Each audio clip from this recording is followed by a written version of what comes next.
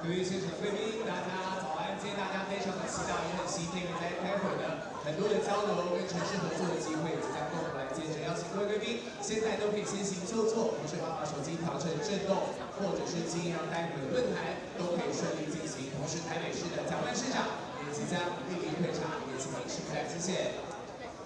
Ladies and gentlemen, once again, welcome to the 2026 TAIPEI International Cities Forum. As we are very much looking forward to our great discussions today, I would like to invite all the distinguished guests to kindly take your seats as we are also shortly welcoming our mayor of Taipei City to arrive in a minute. So please, I would like to invite all the distinguished guests to remain to your seats. And at the same time, also a kind reminder that to ensure the quality of our event, please also switch your mobile devices to silent or vibration mode. 好，今天现场的论坛呢，也同步提供的是中文、英文还有中文跟韩文之间的同步口译服务。所以，如果需要使用同步口译的设备的话，也请您凭着身份证件到我们的会场外面来进行租借。那么，要听中文服务的贵宾，请选择频道1；英文请选择频道2；韩文则选3。At the same time, simultaneous interpretation is provided on site. If you have borrowed an interpretation device, please select channel 1 for Mandarin Chinese, channel 2 for English, and channel 3 for Korean. And once again, a kind reminder that we'd like to invite everybody to take your seat as we are welcoming the mayor to arrive very soon. So, ladies and gentlemen, we are about to begin our event. I'd like to invite all the distinguished guests to take your seat as we are welcoming Zhang, the mayor of Taipei City, to arrive for this great event. So a kind reminder that all the distinguished guests, please remain back to your seat. Thank you very much.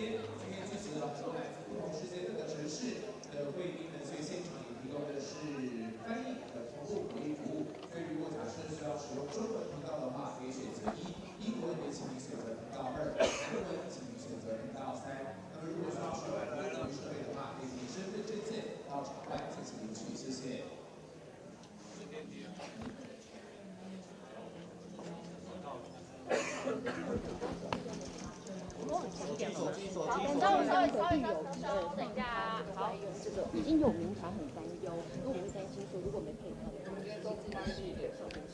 我想减轻育儿家庭的负担，这是我的使命，也是责任。所以台北市我们愿意跨出第一步来试办育儿家庭爸妈减工时不减薪的计划。目前为止，已经有超过173家公司参与这项计划，而且我们持续接到许多企业表达参与的意愿。至于中央目前在研究开放外佣这个政策，我也已经请劳动局、社会局及教育等相关单位密切的关注以及做好因应。像怎么看说中央现在也有意协助来推动户外的吸烟室，那是不是最快月底前就有机会来见面讨论？首先，我们很乐见中央愿意支持台北市推动无烟城市的政策，那我们也很愿意进一步和中央以及各县市政府一起讨论，如何将无烟城市这项政策推得更顺利及完善。像现在传出民进党要4月份打算要征召郑丽君副院长，那王世坚形容是双王之争，那你准备好了吗？我就是持续专注市政，也让台北继续的与国际接轨。今天我们第2年举办台北国际城市论坛，邀请许多国际城市的市长、副市长参与论坛交换意见。我们不只是顺利在年前完成和辉达签约，让辉达第一个海外总部落脚台北。我们日前也和我们的姐妹是 Phoenix 凤凰城有 Desert Silicon 沙漠矽谷之称开通了10航。今天我们将更进一步和德国的德勒斯登市签署合作备忘录，我们就会形成战略合作伙伴。像之前有帮这个怎么看跟这个张启成来拍影片，那之后会帮其他的候选人吗？启成副院长是我过去在立法院的好战友，也是我政大外交系的学长。在这一次智慧城市展，他也特别来分享对于台中打造智慧城市的愿景，我们也都有共同看法，我们会一起持续努力。谢谢。黄建豪军购的部分可能跟党中央不同调。我一直强调，我全力支持厚植台湾的。我全力支持厚植他们的国防实力以及合理且必要的军事采购。好，谢谢。谢谢。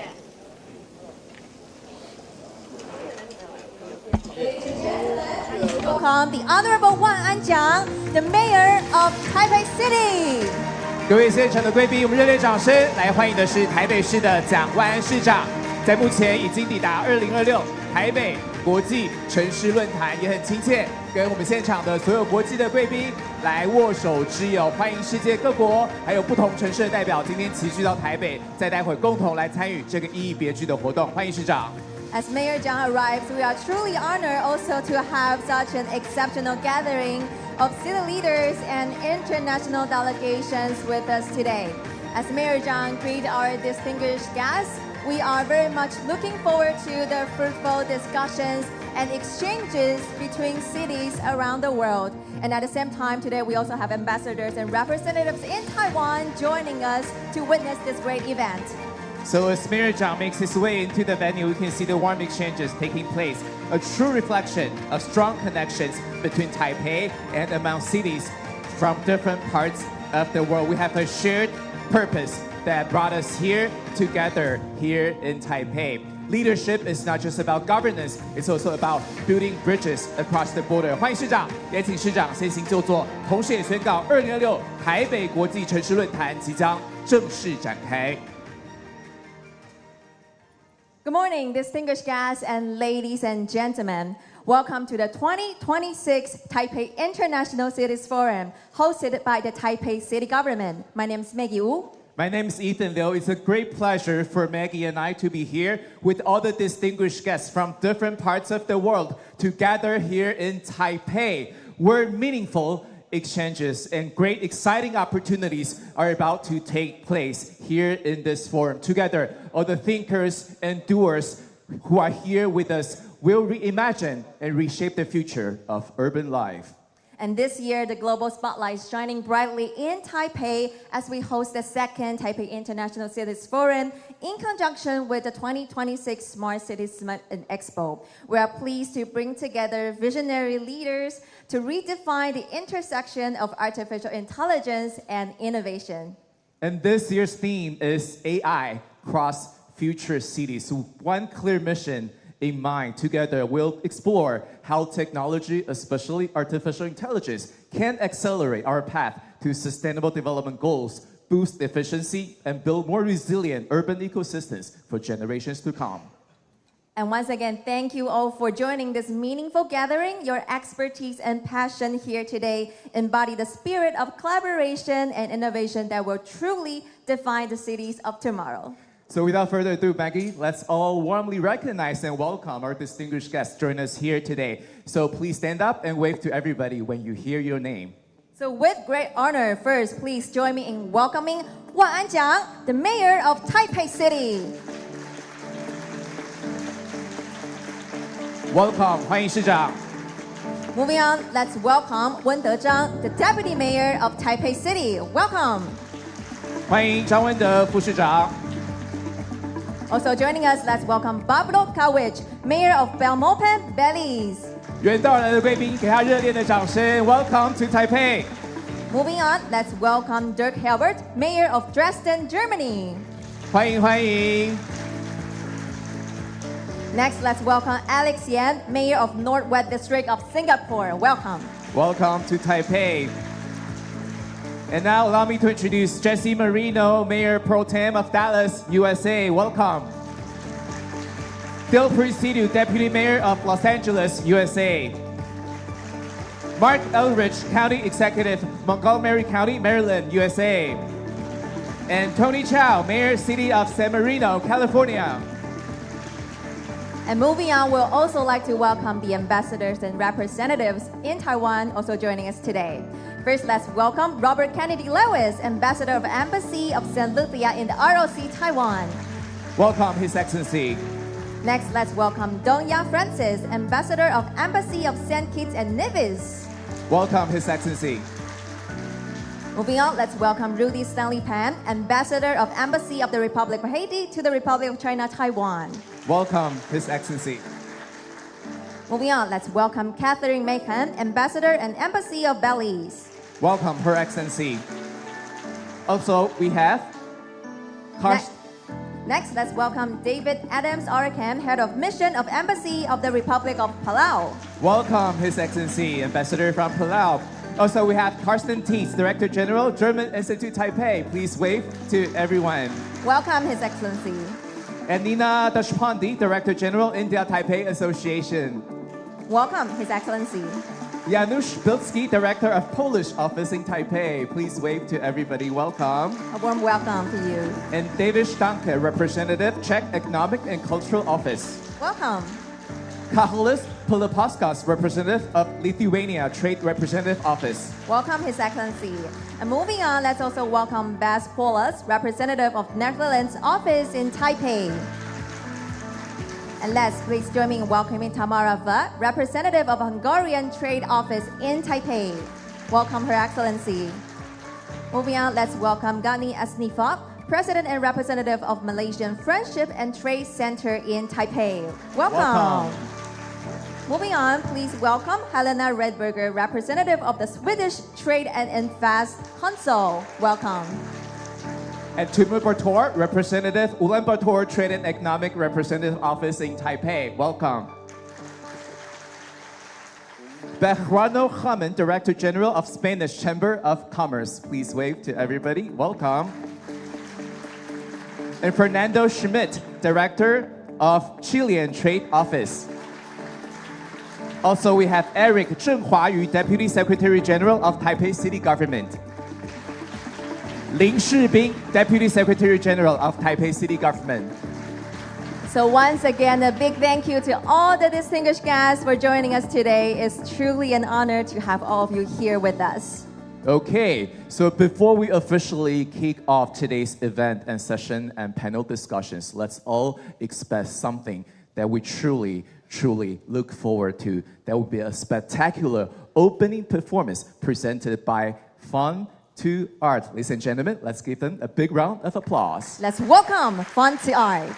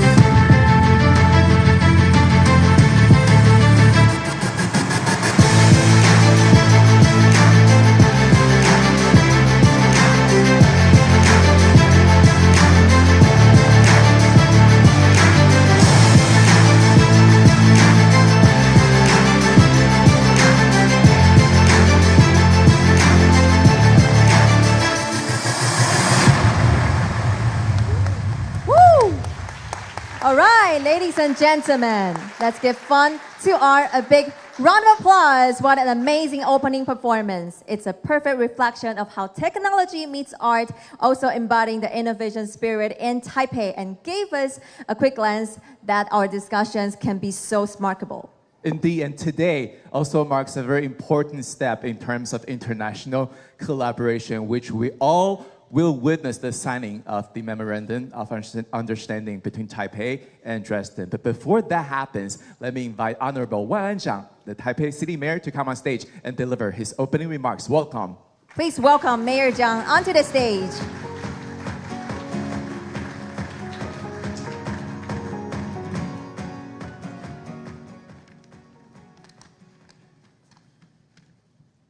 Distinguished leaders, representatives from cities around the world, dear friends, welcome to Taipei for the 2026 Taipei International Cities Forum. I know I'm the only thing standing between you and the amazing city showcase later, so I'll keep this short. Last year, during the World Masters Games, we launched this forum for the first time. We brought cities together to share ideas on building healthier and more sustainable communities. And this year, we take it one step further. Held alongside the Smart City Summit and Expo, our focus is simple but powerful. How do we use AI to make cities work better for our people?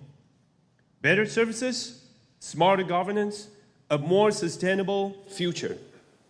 Because at the end of the day, technology is not the goal, people are. Now, let me share something exciting. Late last year, we opened direct flights to Phoenix, what many call this Silicon Desert. Today, we are signing an MOU with Dresden, Europe's Silicon Saxony. From the US to Europe, Taipei is building a global innovation network. Through this partnership with Dresden, we will deepen collaboration in high-tech innovation, smart city governance, talent development, and youth exchange. In short, we are not just connecting cities, we are connecting ecosystems. I'm also glad to see friends here from Belmopan, Singapore, Dallas, Los Angeles, and many more. Thank you so much for being here. People often say AI is built on data, but what we're doing here today is different. We're here to create new possibilities. We're not just hosting a forum, we're designing the future. As TSMC expands across the US and Europe, Taipei has welcomed something special, NVIDIA's first overseas headquarters. That's not just an investment. That's a vote of confidence in Taipei. Today, AI has become our common language across cities, across cultures. And Taipei is ready to be your partner, turning innovation into real impact. So let's make today count. Let's share ideas, spark new thinking, and build something meaningful. Thank you, and welcome to Taipei. Welcome to the future.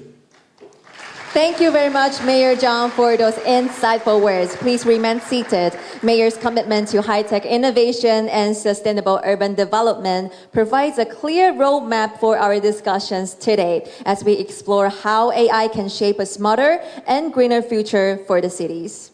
And speaking of something meaningful, ladies and gentlemen, we have now arrived at an exciting moment of today's event, the signing of the Memorandum of Understanding between Taipei and Dresden, which will formalize a powerful alliance between the two global leaders in innovation and technology. That's right. This MOU focuses on high-tech innovation, smart governance, and talent cultivation. By bridging Taipei's tech ecosystem with Dresden, often called the Silicon Saxony of Europe, both cities are creating a roadmap for mutual economic growth and youth development. So the stage has been set. Let's now, without further ado, let's invite the two very important people to come on stage to proceed with the process. Yes, so to witness this momentous occasion, we'd like to once again invite Mayor Wan of Taipei City as well as Mayor Dirk Halbert of Dresden onto the stage for this official signing. Please give a big round of applause to welcome our two mayors onto the stage. So mayors, please take your seats. And now please proceed to the review and the opening of the document. Please review the memorandum of understanding. Open the document in front of you. And the mayors, now please sign the first copy.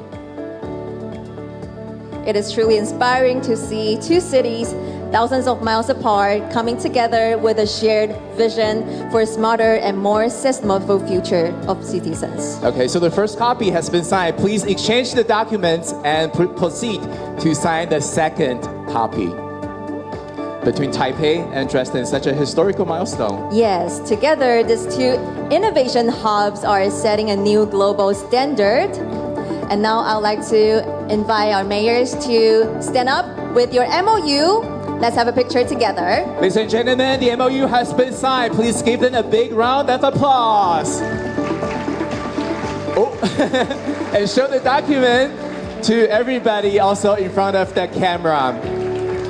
Yay! Let's capture this historical moment for Taipei and Dresden. So mayors, so let's take a moment to sink in the significance. Please place the documents on the desk. Thank you, congratulations. So please now place the documents on the desk and proceed to the front of the stage. Yes, we'd like to have another round of photo call with our mayors standing on the stage. And to commemorate this milestone, we'll also like to invite a few distinguished guests to join us, to join the mayors. So please welcome Ms. Miriam Notzolt onto the stage to join us for the photo call. Yes, please welcome and give a big round of applause to welcome our guests onto the stage. At the same time, we'll also like to invite Mr. Carsten Titz, Director General of the German Institute Taipei. Welcome. And also let's welcome Ms. Linda Blechert, Deputy Representative of the German Trade Office in Taipei. Welcome. And finally, let's all welcome the members of the Dresden delegation. Please also join us on the stage. 我们也给远来从德国远道来的贵宾一个热烈的掌声，好吗？ Our distinguished guests from Dresden, Germany, to be here in Taipei with all of us and witness the signing of the Memorandum of Understanding. We look forward to more opportunities and stronger connections and partnership in the near future. Yes, this is truly a moment that defines a new chapter in city-to-city diplomacy. So everybody, may I have your attention towards the camera in the front? Let's look at the camera with your biggest smile. Yay! Look at the camera in front of you and show us your brightest and biggest smile. Also, when in Taipei, do what Taipei do. Let's have a thumbs up, okay? All right, everybody, let's thumb up together and look at the camera with your biggest smile. Looking awesome, everybody. Yay! All right, thank you very much. And may I have the two mayors on the stage with us. And thank you for all the distinguished guests and representatives. You may remain seated. So please go back to your seats. Thank you for being part of today's event. And next, we'll proceed to our second group photo session to capture and to remember this momentous occasion. We'd like to invite all our distinguished guests and foreign speakers to the stage. Yes, first we would like to invite all the mayors and deputy mayors to join us on stage for the first photo call. Let's welcome Mayor Bob Lokawicz of Belmopan. And also please welcome Deputy Mayor Wen De-zhang of Taipei.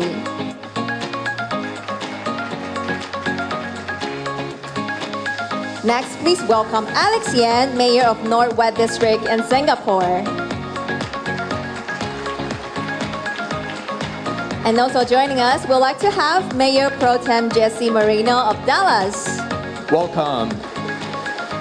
Deputy Mayor Sidhu of Los Angeles, please come on stage. County Executive Elrich from Montgomery County, welcome. And Mayor Chow of City of San Marino, please come on stage and join us for a group photo. Wow, what an international lineup on stage. Yes, very, very impressive.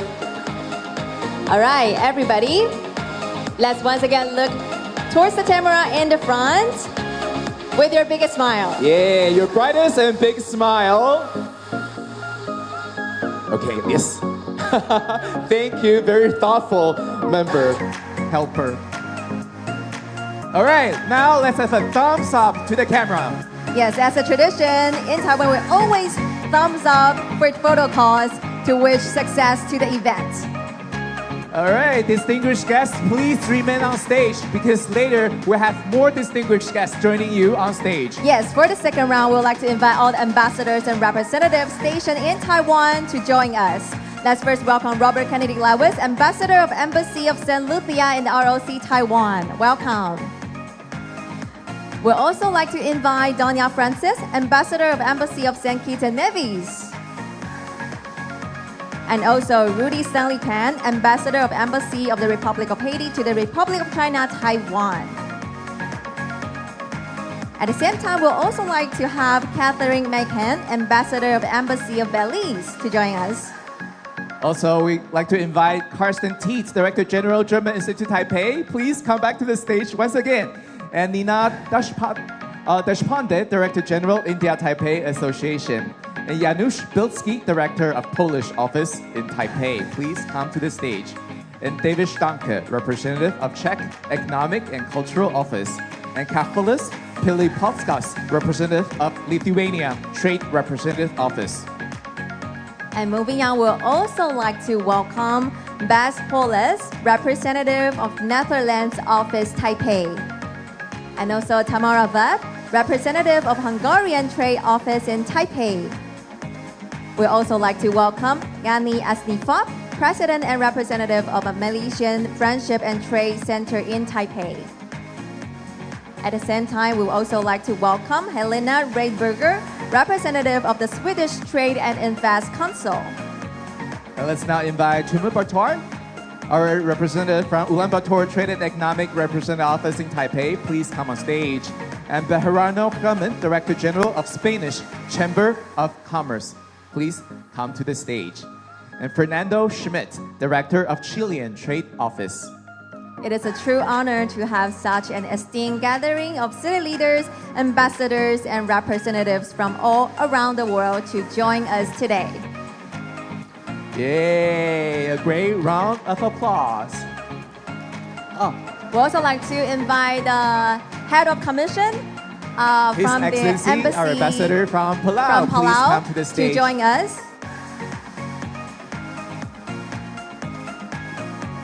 Yes. Oh. Yes.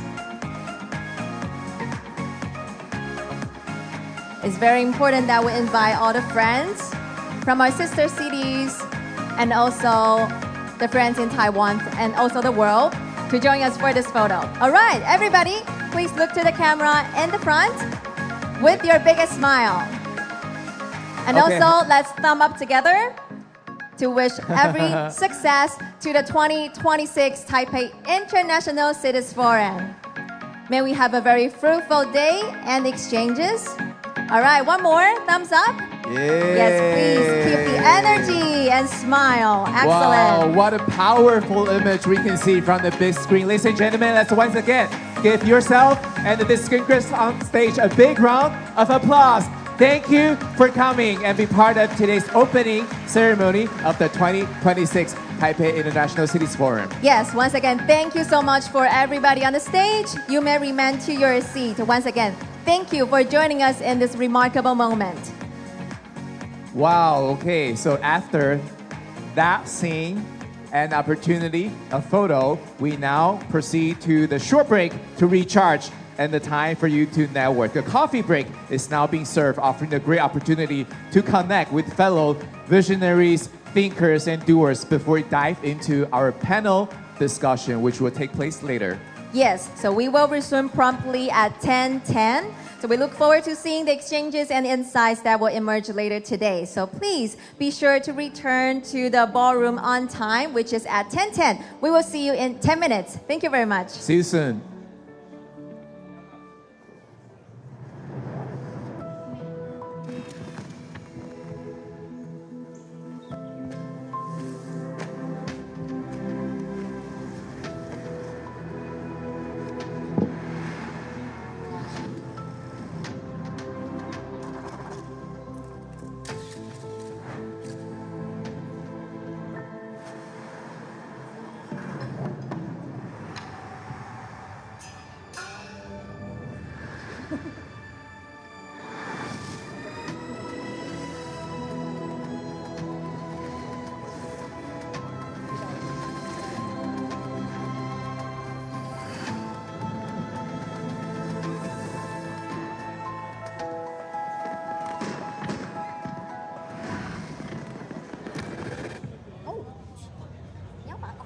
给他们用，对不对？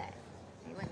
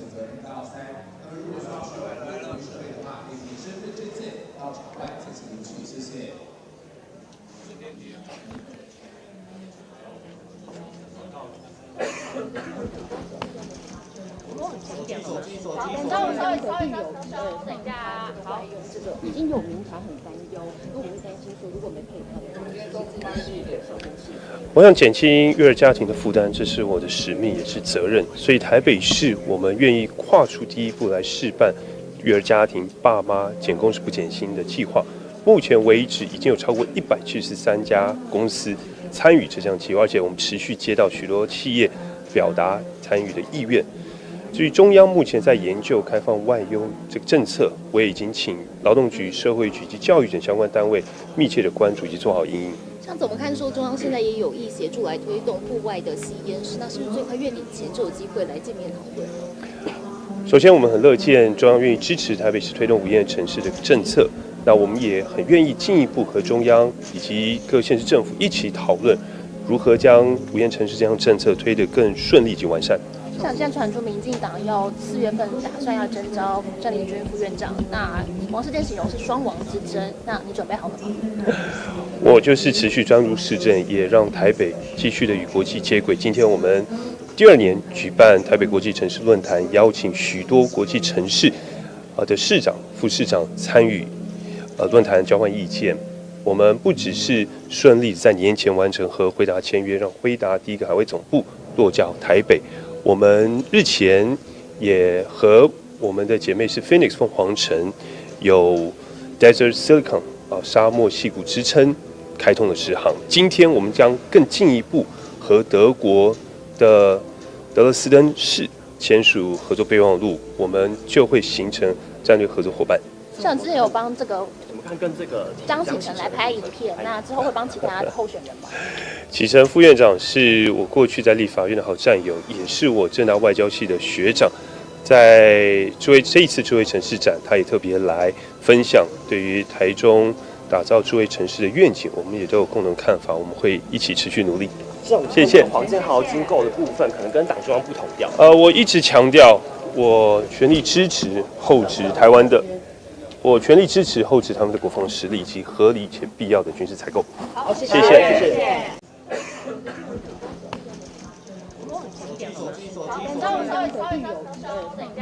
好，这个已经有民团很担忧，因为我们担心说，如果没配套的话，我想减轻育儿家庭的负担，这是我的使命，也是责任。所以台北市，我们愿意跨出第一步来试办育儿家庭爸妈减工时不减薪的计划。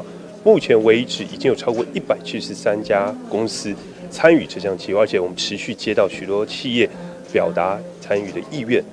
至于中央目前在研究开放外佣这个政策，我也已经请劳动局、社会局及教育等相关单位密切的关注以及做好因应。像怎么看说中央现在也有意协助来推动户外的吸烟室，那是不是最快月底前就有机会来见面讨论？首先，我们很乐见中央愿意支持台北市推动无烟城市的政策，那我们也很愿意进一步和中央以及各县市政府一起讨论，如何将无烟城市这项政策推得更顺利及完善。像现在传出民进党要4月份打算要征召郑丽君副院长，那王世坚形容是双王之争，那你准备好了吗？我就是持续专注市政，也让台北继续的与国际接轨。今天我们第2年举办台北国际城市论坛，邀请许多国际城市的市长、副市长参与论坛交换意见。我们不只是顺利在年前完成和辉达签约，让辉达第一个海外总部落脚台北。我们日前也和我们的姐妹是 Phoenix 凤凰城有 Desert Silicon 沙漠矽谷之称开通了10航。今天我们将更进一步和德国的德勒斯登市签署合作备忘录，我们就会形成战略合作伙伴。像之前有帮这个怎么看跟这个张启成来拍影片，那之后会帮其他的候选人吗？启成副院长是我过去在立法院的好战友，也是我政大外交系的学长。在这一次智慧城市展，他也特别来分享对于台中打造智慧城市的愿景，我们也都有共同看法，我们会一起持续努力。谢谢。黄建豪军购的部分可能跟党中央不同调。我一直强调，我全力支持厚植台湾的。我全力支持厚植他们的国防实力以及合理且必要的军事采购。好，谢谢。谢谢。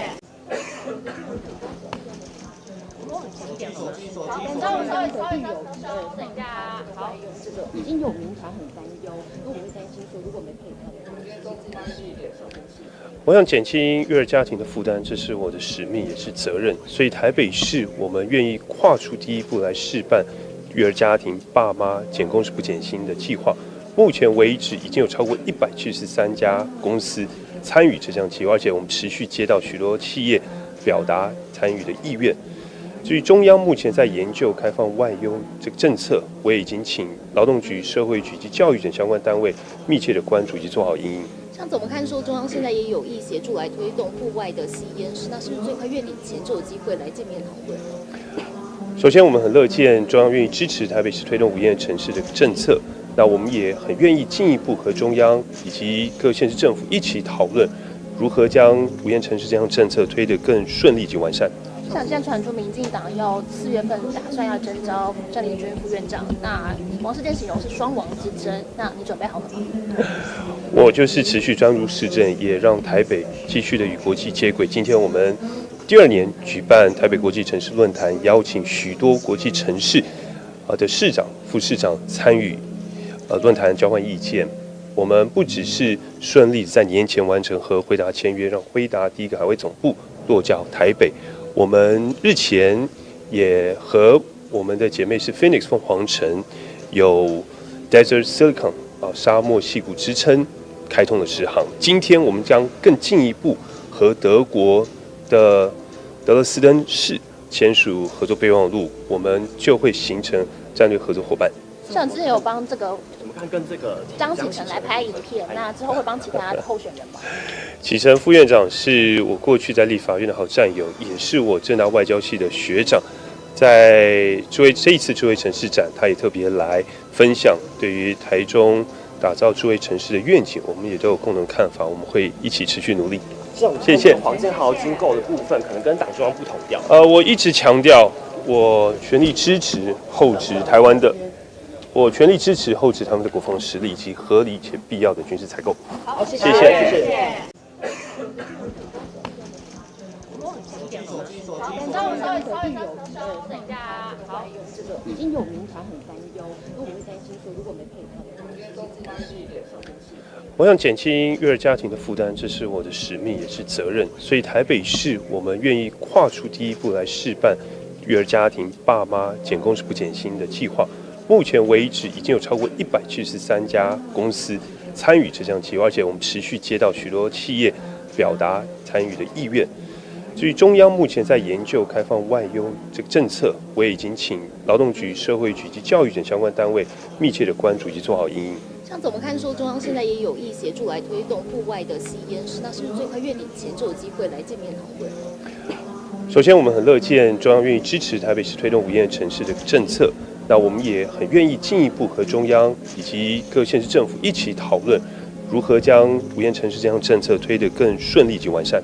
像现在传出民进党要4月份打算要征召郑丽君副院长，那王世坚形容是双王之争，那你准备好了吗？我就是持续专注市政，也让台北继续的与国际接轨。今天我们第2年举办台北国际城市论坛，邀请许多国际城市的市长、副市长参与论坛交换意见。我们不只是顺利在年前完成和辉达签约，让辉达第一个海外总部落脚台北。我们日前也和我们的姐妹是 Phoenix 凤凰城有 Desert Silicon 沙漠矽谷之称开通了支行。今天我们将更进一步和德国的德勒斯登市签署合作备忘录，我们就会形成战略合作伙伴。像之前有帮这个怎么看跟这个张启成来拍影片，那之后会帮其他的候选。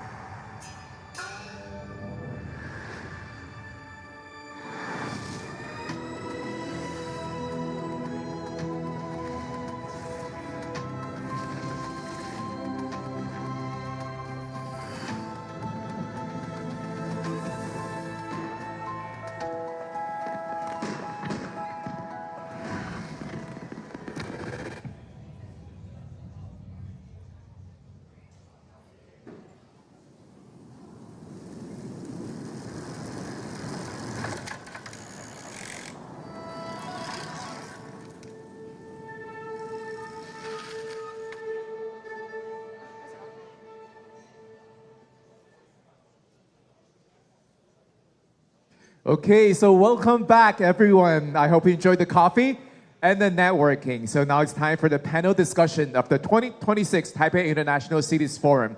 And the theme of this year is AI, Cross, Future Cities, Smarter Governance, Greener Future. Yes, and now to set the stage for our discussion of the theme, it is our distinct honor to invite our moderators onto the stage. So please, everybody, join us in welcoming Ms. Jacqueline Tsai, the advisor of Taipei City Government, and also Dr. Yuming Li, the professor of National Taipei University. Let's welcome our 2 moderators onto the stage. Welcome to representatives from Taipei City Government. Also, we'd like to invite our panelists to join them on stage. We have Wan Anjiang, Mayor of Taipei. Please come on stage. Welcome, Mayor. And Pablo Kowich, Mayor of Belmopan, Belize. And Dirk Hilbert, Mayor of Dresden, Germany. Alex Tian, Mayor of Northwest District, Singapore. And Jesse Marino, Mayor Pro Tem of Dallas. And Dilpreet Sidhu, Deputy Mayor of Los Angeles. Welcome. Let's once again, with a round of applause, to welcome the panelists of the session to join us on the stage to start a fruitful exchanges. All right, everybody, please take your seat. And now, to officially begin the session, we'll hand the floor to our moderators, Ms. Tai and Professor Lee. The floor is yours. Thank you. Distinguished mayors and honored guests and ladies and gentlemen, good morning. Good morning. Yeah. Welcome to Taipei. Thank you for joining today's forum. Maybe some of you already aware, NVIDIA is going to have overseas headquarters in Taiwan. So let me quote what Jason Huang just said early this week. He said in the GTC, which held in US, California, as I know, quite a few Taiwanese tech company is currently, in US. Okay, so he said we are at the beginning of the new industrial revolution, and as the leaders of the world, great city, not just on the stage, but in this room, you are the front line of the revolution. But unlike internet, this time the AI revolution is not just about speed. It is about intelligence that cares. So for us, the challenge is how do we turn smart tech into smart care for our citizens?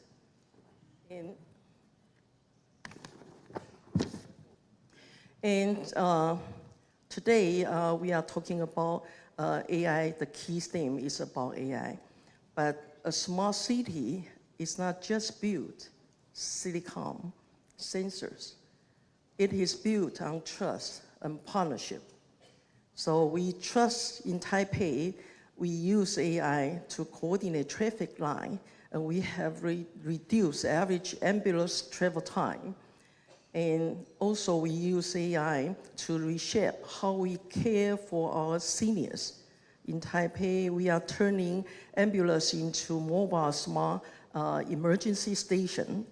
And through AI-enabled monitoring, we can anticipate healthy risk and direct limited resources to the senior which need those services most. So whether in Singapore's wellness program or Dresden's high-tech care, we are all facing the same aging challenges. So the question for us today is what can we do to ensure technology serve our most vulnerable citizens? And in the city we lead, millions of seniors, they live alone. But imagine a city where AI-powered sensors can detect the fall before it becomes a tragedy. And imagine an AI companion that doesn't just remind a grandmother to take her medicine, but also monitor her heart rate and alert a doctor in real time. So when we're talking about AI, it is not just data, it is a lifeline. So AI can turn our apartment into care home and our street into a safe space. So this is how we can move from reactive cities into a proactive communities. So we have the same technology and we share the same goal to ensure no one is left behind. So the significance of this forum is there is no city, it's an island, because technology and AI connect us closely and more efficient. So we are here to share our urban scars and our digital triumph. So we want to know how do we share data while protecting privacy? And how do we scale these solutions to smaller towns? And by linking our cities, we are here to build a common goods for all. So let us begin today's journey of collective intelligence, and let us bridging cities and building tomorrow together. So to kick off our discussion, it is a great honor to introduce our host, Mayor Zhang. He leads a city that's a global icon of innovation. The Mayor Zhang is the youngest mayor in city's history.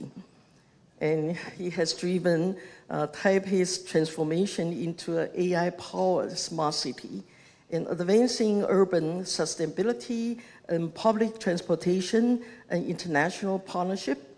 And under his leadership, the Taipei Dome opened, and NVIDIA chose Taipei to be its overseas headquarters. And his vision is to make Taipei one of the world's top 10 AI cities.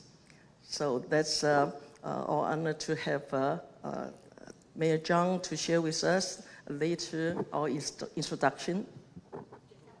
Thank you so much, Dr. Tsai. All distinguished guests, welcome to Taipei. Again, it's truly an honor to have you all here today. Before we begin our discussion, Let me start with the classic Taiwanese greeting, 假爸喂. Literally, it means, have you eaten yet? But in Taiwan, it means much more than that. It's our way of saying, I care about you. You're always welcome at my table. That's the spirit of Taiwanese hospitality. And trust me, you haven't really experienced Taipei until you tried our soy milk, egg pancake, and xiaolongbao for breakfast. Now in Taipei, we approach AI the same way we approach breakfast. We're hungry for it, and we're already moving at full speed. Our goal is simple. By 2035, Taipei will be one of the world's top 10 AI cities. Just like breakfast fuels our day, we want Taipei's AI innovation to help fuel the world's next wave of breakthroughs. We're not just applying AI in government, we're also building a complete AI ecosystem and attracting global investment in Taipei. As NVIDIA CEO Jensen Huang likes to say, run, don't walk. Well, we're very glad that NVIDIA ran to Taipei. And to be honest, attracting NVIDIA to set up its first overseas headquarters in Taipei felt a little like a season of House of Cards.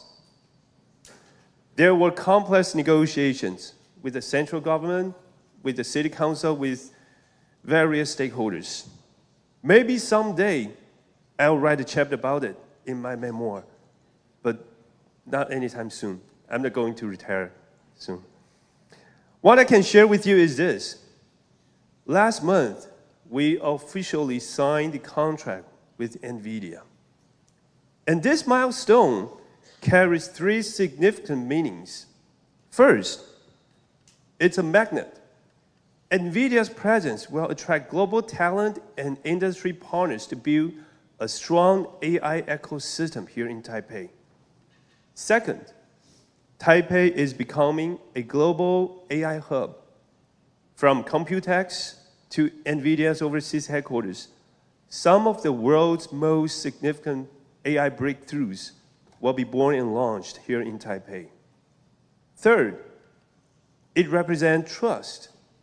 When the world's leading AI company chooses Taipei, they are voting with their feet. They believe in Taipei's safety, resilience, and future. I also deeply resonate with something that AMD CEO Lisa Su once said. Innovation is not a luxury, it's a necessity. And that's exactly how we see it. Because in Taipei, technology is not just about business. Technology should have a heartbeat.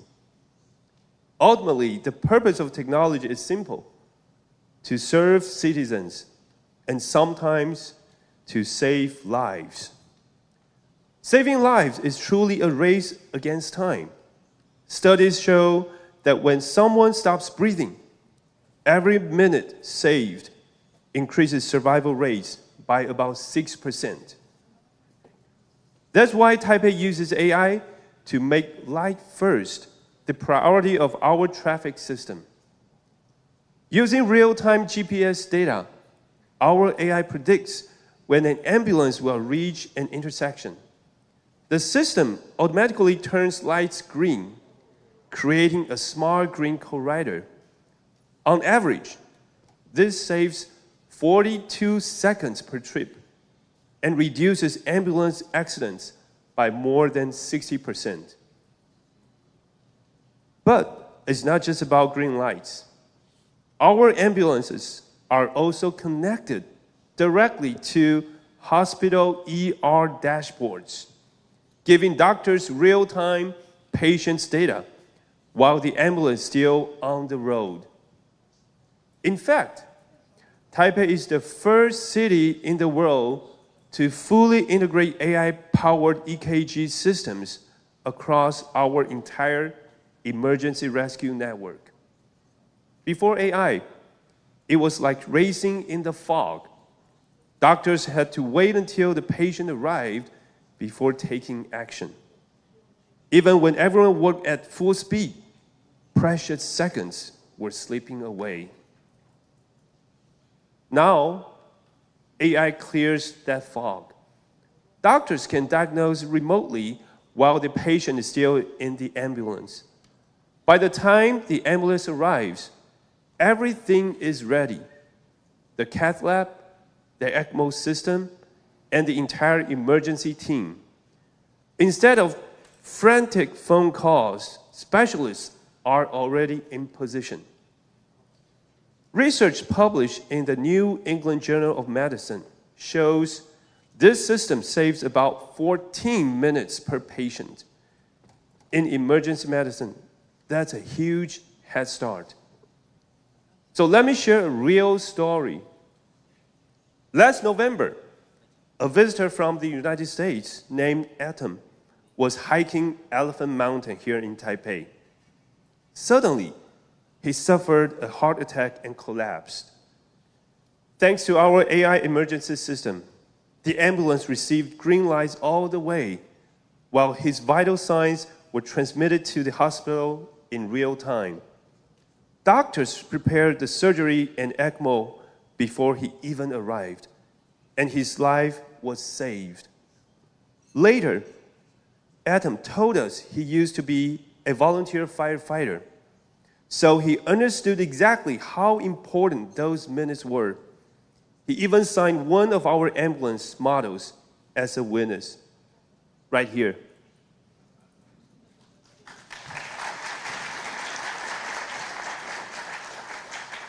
Stories like this remind us that AI is not cold technology.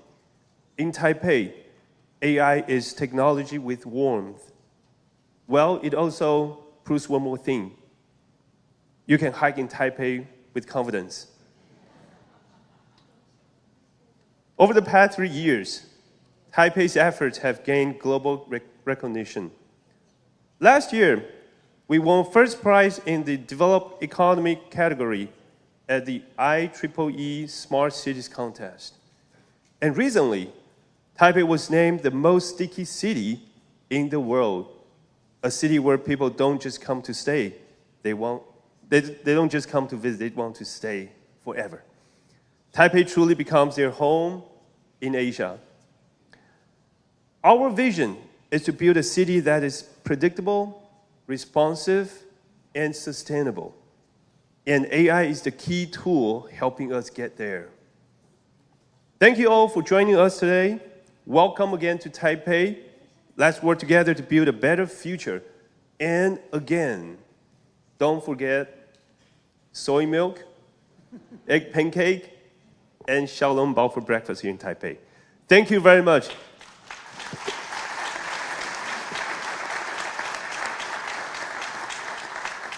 Thank you very much, Mayor Jack. It's my great honor to introduce our second guest, Mayor Pablo Kawich from Belmopan, Belize. Mayor Kawich is a preeminent leader recognized for his dedication to climate resilience. Under his leadership, Belmopan has become a model for balancing rapid urban growth with environmental preservation. He will be presenting on municipal good governance in the city of Belmopan, focusing on how his city integrates AI tools into climate resilience and everyday urban planning. Mayor, the floor is yours.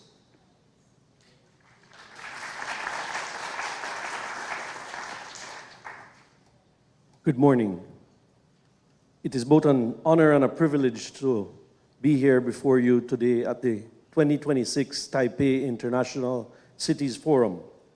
I bring warm greetings from the city of Belmopan, the capital of Belize, a young, planned capital city in Central America known as the Garden City, where governance and sustainability are not simply aspirations, but daily responsibilities.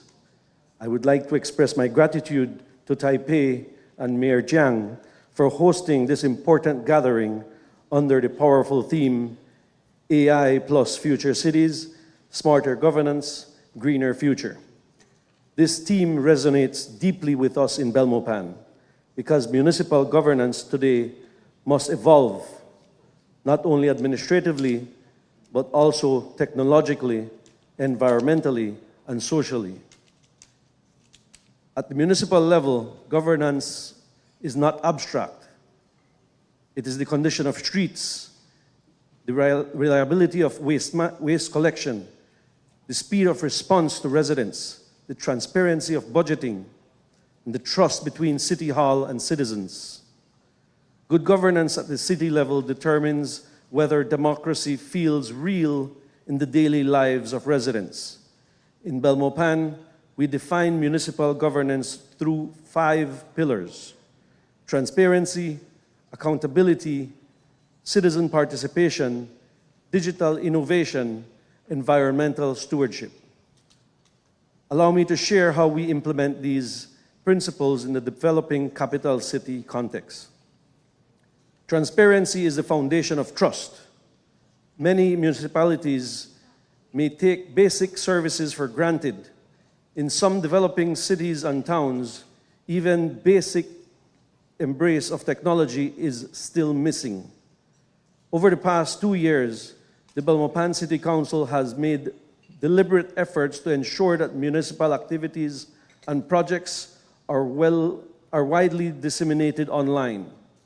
We regularly share updates through our official channels, particularly Facebook, and we are now expanding onto other digital communication platforms in order to reach a broader audience and keep residents informed. Transparency also requires direct engagement with the community. For this reason, we have implemented a bi-monthly community meeting where we allow residents to speak directly with their city council, raise concerns, and provide feedback on issues affecting their neighborhoods.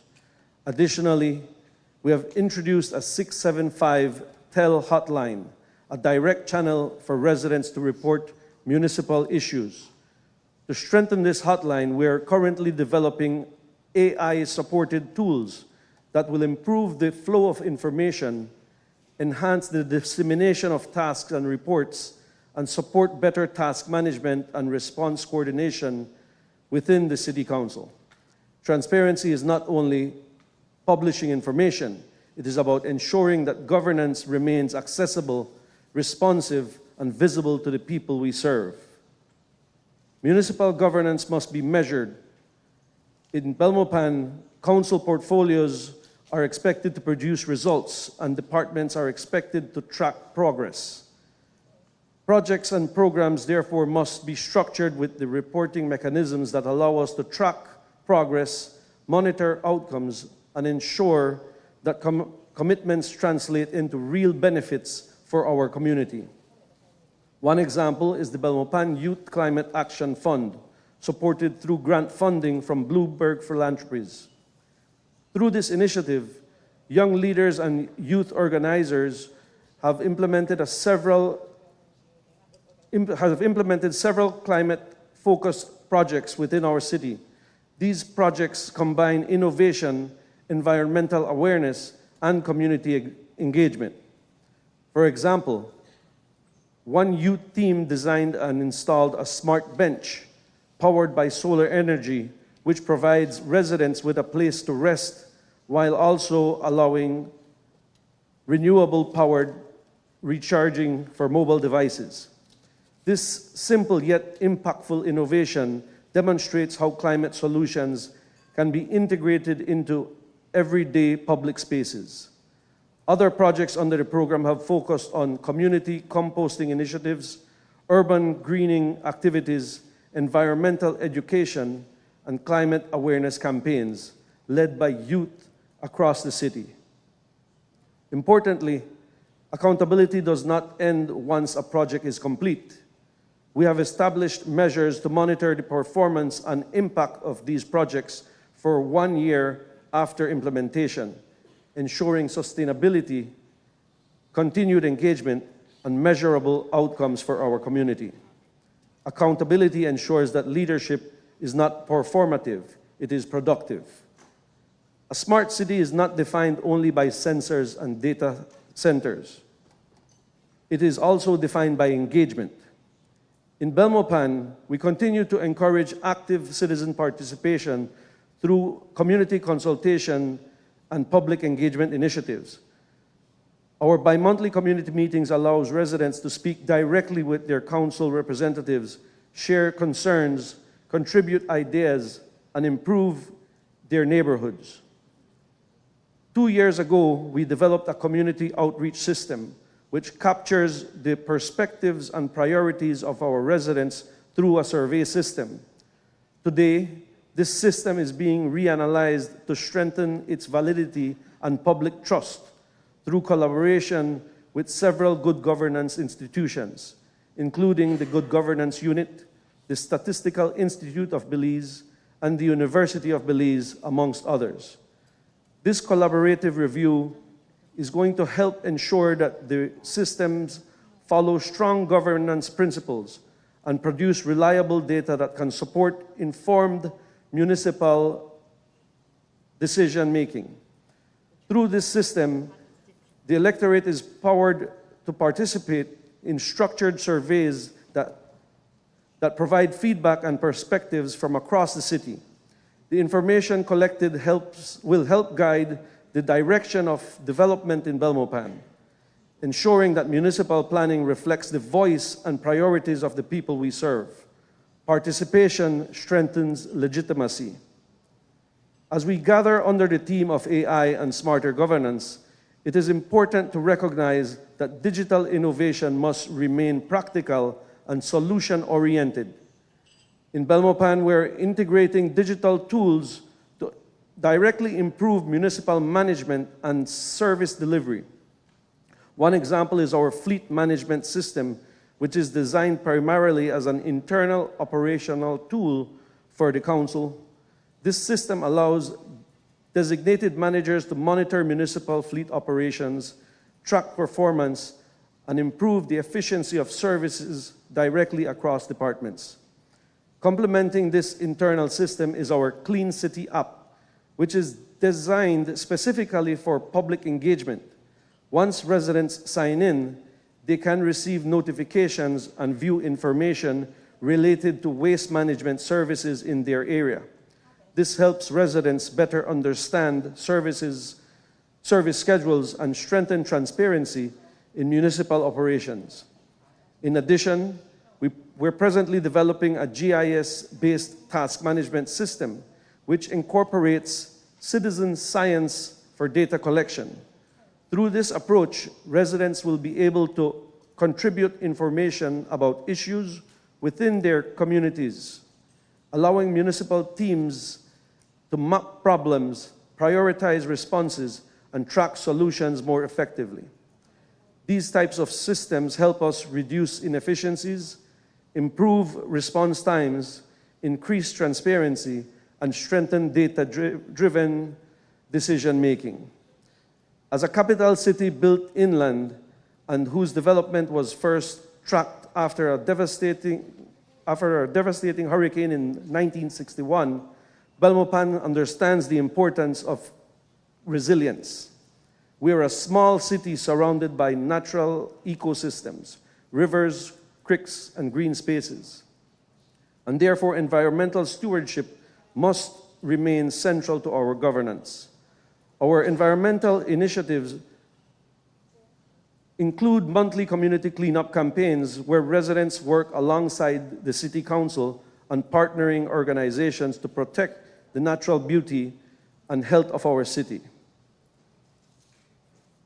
As we look forward to the future of cities, let us remember that the smartest cities is not the one with the most technology. It is the one with the most trust.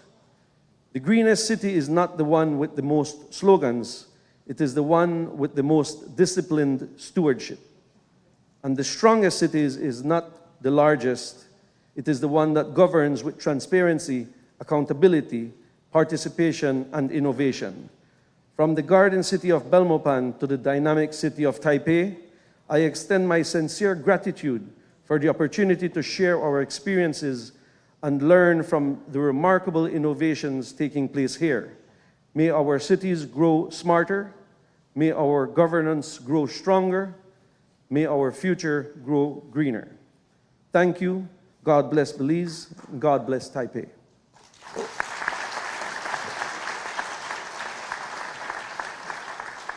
Thank you. It's so great to have a lot of practical solutions, application of new technology into public services.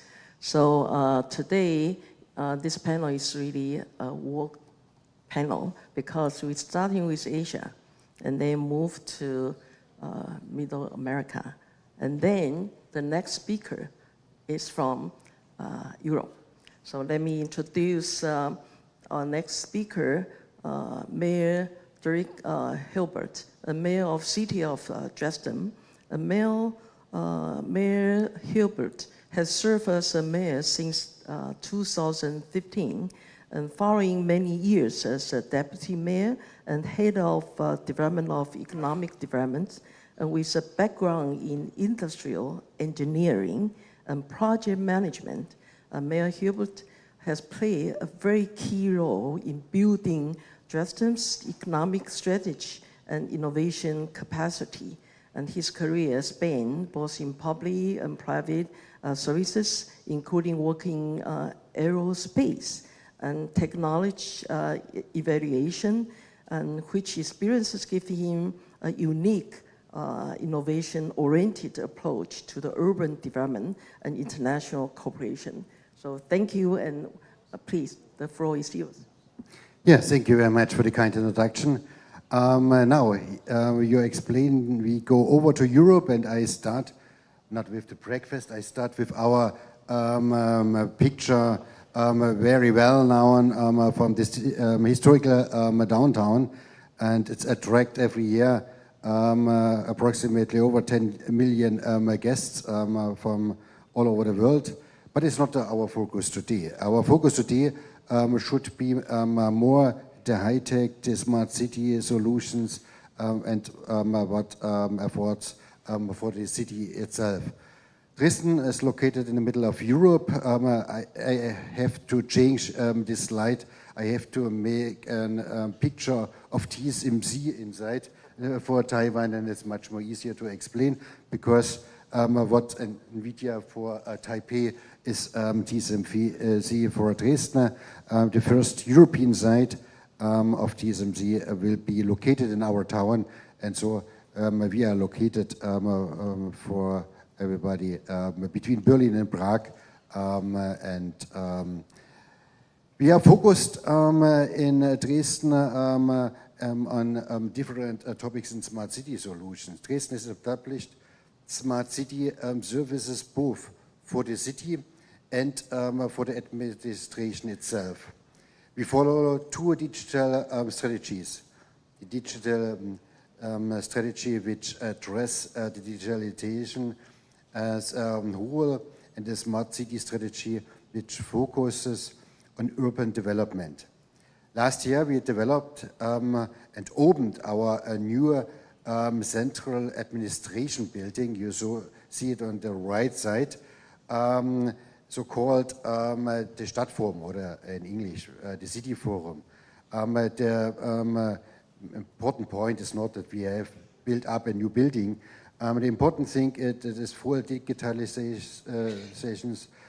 It is full of a concept of a new art of our administration offers for 1,000 workplaces, for 1,500 employees of our town. And so we take the new work concept such as clean desk policies, team workspaces, and innovation spaces have become standard. If we are looking on the German and overall, as a German municipality, we are embedded in a federal system with many dependencies between the federal state and local levels. In Dresden, we have implemented the German Online Access Act for our citizens. This has been successfully realized, and now we have a usage rate of more than 75% for our online services. Furthermore, we offer online consultations for citizens, a service that is still not very common in Germany. Before I come to our new digital and AI-based pilot project, I would like to mention one important European feature of digitalization: data protection. In Europe, we have very strong data protection regulations, which requires us to collect as little data as possible when designing digital services. This is quite different from the approach taken by many cyberscalers and forces us to keep data sovereignty steady in mind from the very beginning when designing online services. And yes, this sometimes makes us slower in certain areas of digitalization.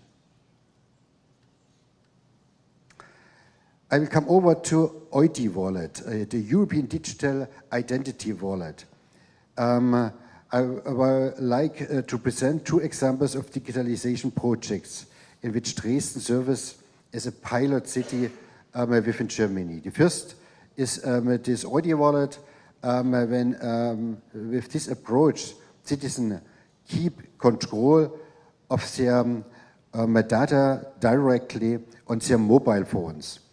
By using wallet technology for our public services, we are convinced the end-to-end digitalization becomes possible because public services are integrated into a digital environment that citizens already use in their daily life. The wallet can contain digital ID cards, digital certifications, and proofs, electronic signature, payment functions, and, as I mentioned before, data protection features such as pseudonymizations.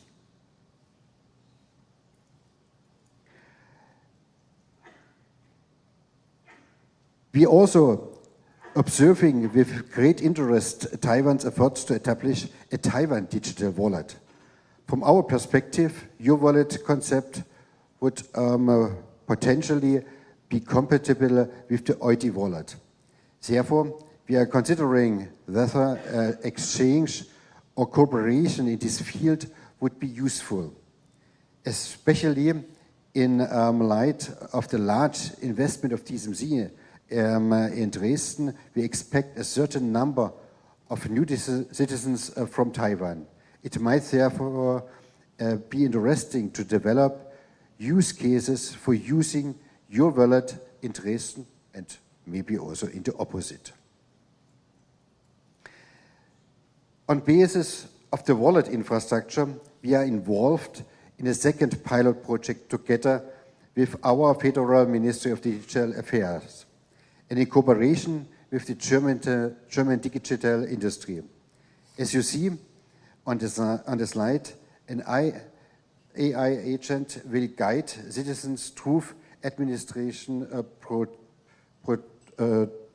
procedures via direct conversations, including all required documents and proofs. The Federal Digital Minister has announced that this system will be introduced for the public in July this year, and we will be also a pilot for Germany. And at the end, I will also explain something about the Smart City Dresden. Dresden is also engaged in the Smart City initiative, a cooperative program including more than 80 cities founded at a federal level within 800 million euros. Currently, more than 600 smart city measures are under development. And my short presentation, I would like to show two examples for Dresden. One is the heavy rain hazard and risk analysis. We saw a major catastrophe in our country because of extreme rainfall, which more than 100 people lost their life.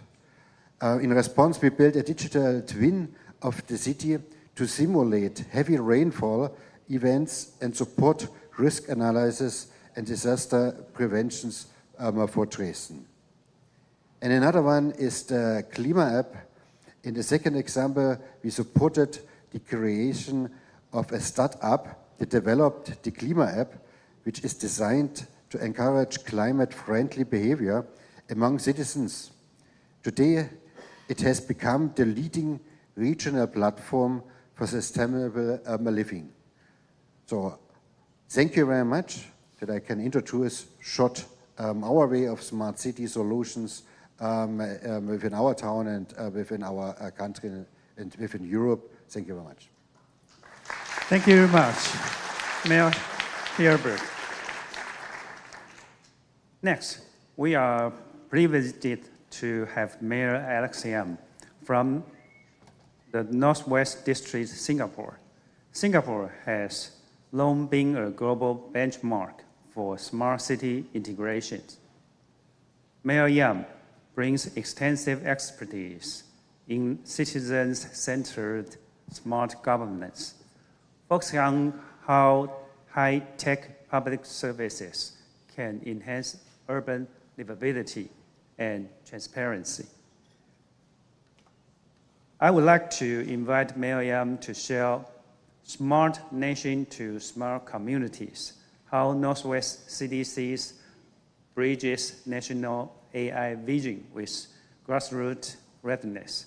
We're looking forward to hearing how Singapore manages the trade-off between rapid technological deployment and maintaining a livable cities. Please, Mayor Yam. Thank you very much. A very good morning to everyone. Thank you to our hosts, Mayor Chiang, for the warm welcome, and very good to be back. Today I want to share with you our experience in AI within my district as well as in the wider national effort. So we just had our budget passed just a few weeks ago, and we've also taken the opportunity for our Prime Minister, who's also Minister for Finance, to launch the National AI Strategy 2.0. So we've been working on AI as part of our Smart Nation program for a number of years now. So we've gone from trying to digitalize and improve government services internally to now focusing on how AI can be a part of everyone's lives, but yet at the same time, make very sure that AI is mastered by us as humans, rather than AI taking over human functions and reducing our ability to be creative. So one of the ways that we've been doing so is in our infrastructure. So we have a district called Punggol, which Punggol Digital District. It's quite large, about 50 hectares. And when it's fully operational and the development is complete, it will create 28,000 jobs, house about 12,000 students, and have about 500 faculty members and professional officers. Now, this is a digital district. So in its development, we have incorporated as much smart infrastructure as possible so that those who live, work, study, and partake in the facilities can do so without worrying about the day-to-day management of the buildings. So we've incorporated a lot of smart sensors in its development so that before problems surface, they can solve themselves. So every element in terms of how many people are in the building, temperatures to be set, lighting measures, cooling measures, and how we utilize our very limited sources of energy to be able to create a comfortable environment for everybody. Apart from that, we have also developed something called the Open Digital Platform. So as we all know, many different companies, different agencies tend to want to develop their own platforms. And very often they don't talk well to each other. So the ODP was spearheaded by our government technology agency as well as the Jurong Town Corporation to be able to have all these different platforms talk to each other. So that saves a lot of time in integration and also saves a lot of cost in the process as well. But beyond that, we also need to focus on where people live. So the majority of Singaporeans live in government housing, so they purchase government flats. So we've now integrated sensors, non-intrusive sensors into our flats, especially where our elders live. Because we are a rapidly aging society, our TFR is 0.87. So we do want to take care of them at home. While their children are at work, the sensors pick up if there is a sudden fall within the space and activates emergency resources and emergency services. We have a residence committee center within each precinct, and when they receive the alert from the sensors, they can be activated and to try to reach out to the resident and ensure that they are safe. But that takes more than just sensors. It's also about people-to-people relationships. So over the past 10 years, we've focused a lot of energy in having our Infocom and digital ambassadors on the ground, helping citizens, especially older citizens, to be better used to accessing technology. We all lived through COVID. And in Singapore, because we're so tightly compacted, and live so close to each other, we've had to take precautions, and one of it is our Trace Together app. Basically, through the smartphone, it detects who you're with. Someone contracts COVID, instantly the circle is closed off. So that has helped us during COVID. But because of that, it gave us an opportunity to ensure as many of our citizens, including the elderly, are able to access the technology. So ambassadors are still on the ground every single day. They're in different residence committees, they're in community clubs, they visit households day to day, so to make sure that everyone is on board. I used to chair the Ministry for Communications and Information, and one of the things that we worked on is to humanize technology and AI to ensure that everything that we do for our community is not just about replacing a human service with a chatbot, because you do need a human touch. So within my district, we've adopted a 3-pillar approach: digital foundation building, normalization and comfort building, as well as knowledge and skills development.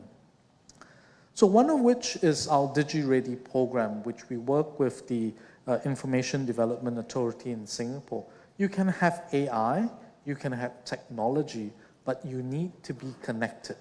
So at the very least, some of our families that may have difficulty accessing broadband, for example, we fund that connection for them. So there would be perhaps lower income families that would require the services. So we do want them to be able to access it. You may have the technology, but you need to be connected. Secondly, normalization. So what we've done since COVID is to ensure that in all areas, we make it more convenient and easy to access. So for example, we have something known as the CDC digital vouchers. So instead of a town hall or a council, we're referred to as CDCs. So my office, I chair the CDC. And the 5 CDCs in Singapore have a digital voucher system and a government e-wallet to help citizens cope with rising cost of living. Much of what we use in Singapore is imported. That is the reality for us as a small island with very little resources apart from our people, our talents. So we try to make it as convenient as possible. So we've had our 8th run of the CDC voucher announced this year, and you receive in your government e-wallet $500 or $600, depending on how much we give out, and you can use that at the majority of our shops in Singapore, in the heartlands and in all our supermarkets. So everyone is used to it. Then on a more day-to-day level, the Northwest District runs one of the largest fitness movements in Singapore. We have over 70,000 members in our brisk walking club. So every day, and especially every weekend, we have thousands of residents who are going out in the district, in our parks, in our nature reserves, to stay healthy, and they walk. But what it meant in the past is trying to take attendance meant that you had lots of sheets of paper, you've got to call out names, took a lot of time. So with AI today, all the team leader needs to do, even if you have over 100 people, you take one photo, and AI helps with all the other work. It records everyone's attendance instantly. So we're also looking at furthering this in other areas, for example, in safety, in terms of fire evacuation, detecting who has not come down, and making sure that everyone has evacuated from, for example, a block of flats. We've also introduced, building on brisk walking, we've also introduced walking trails and a digital framework for that. And last but not least, point this to, so we also look at job creation as well. So if you're looking for a job in Singapore, AI helps in that process. We have Skill Future advisors to help them to deploy government-funded Skills Future credits for their lessons and courses, as well as scholarships and AI-related resources. So the government has pledged in this year's budget that we'll be providing 6 months free access to a suite of AI tools for those who are attending these courses as well. And we've also launched Jobs Nearby. You key in your postal code and it'll identify all the jobs within 3 bus stops or 2 train stations from where you are. And you can use that to assess whether you are qualified for the job and help you with that application as well. I've talked about the AI tools earlier. Now, this photo has nothing to do with AI. That's our Prime Minister and myself. It just so happens that we serve in the same district. But the meal that we're having simply indicates how we can integrate AI into day-to-day life, what we call smart everywhere, for every moment and for everyone. Because this dinner was at a local coffee shop, what we call kopitiams. So it's an old-school Hainanese chicken rice. So if you do visit, please have it. While you're here, remember Mayor Chang's soybean and egg pancakes, as well as xiao long bao. So in Singapore, Hainanese chicken rice and chili crabs for everyone. But the meal was paid for with our CDC digital vouchers in a digital e-wallet. We found the restaurant and the stall based on our AI app to detect where you can use your vouchers at, and all this really through digitalization, making even the simplest everyday moments extra efficient and enjoyable as well. So ultimately, as I said at the very beginning, we want Singapore to be AI ready, at the head of the pack, but at the same time ensuring that in the process, no one is left behind and the human stands at the very center of all those experiences. So thank you very much. Thank you.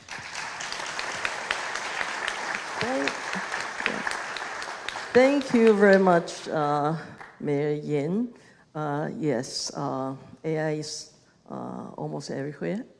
And that means, in the future, any of us, we can easily use powerful AI to improve our life. But now we still need a lot of so-called use case and sharing with a lot of challenges we are facing right now. So it's very important for today's forum. So let us move to U.S. Our next speaker, Mayor Pro Tem Jesse Moreno. It's my pleasure to introduce to you the mayor of the city of Dallas. Mayor Moreno has dedicated his life to the public services, beginning with the youth development at the Boys and Girls Club, and later serving as a vice president of Dallas Park and Recreation Board.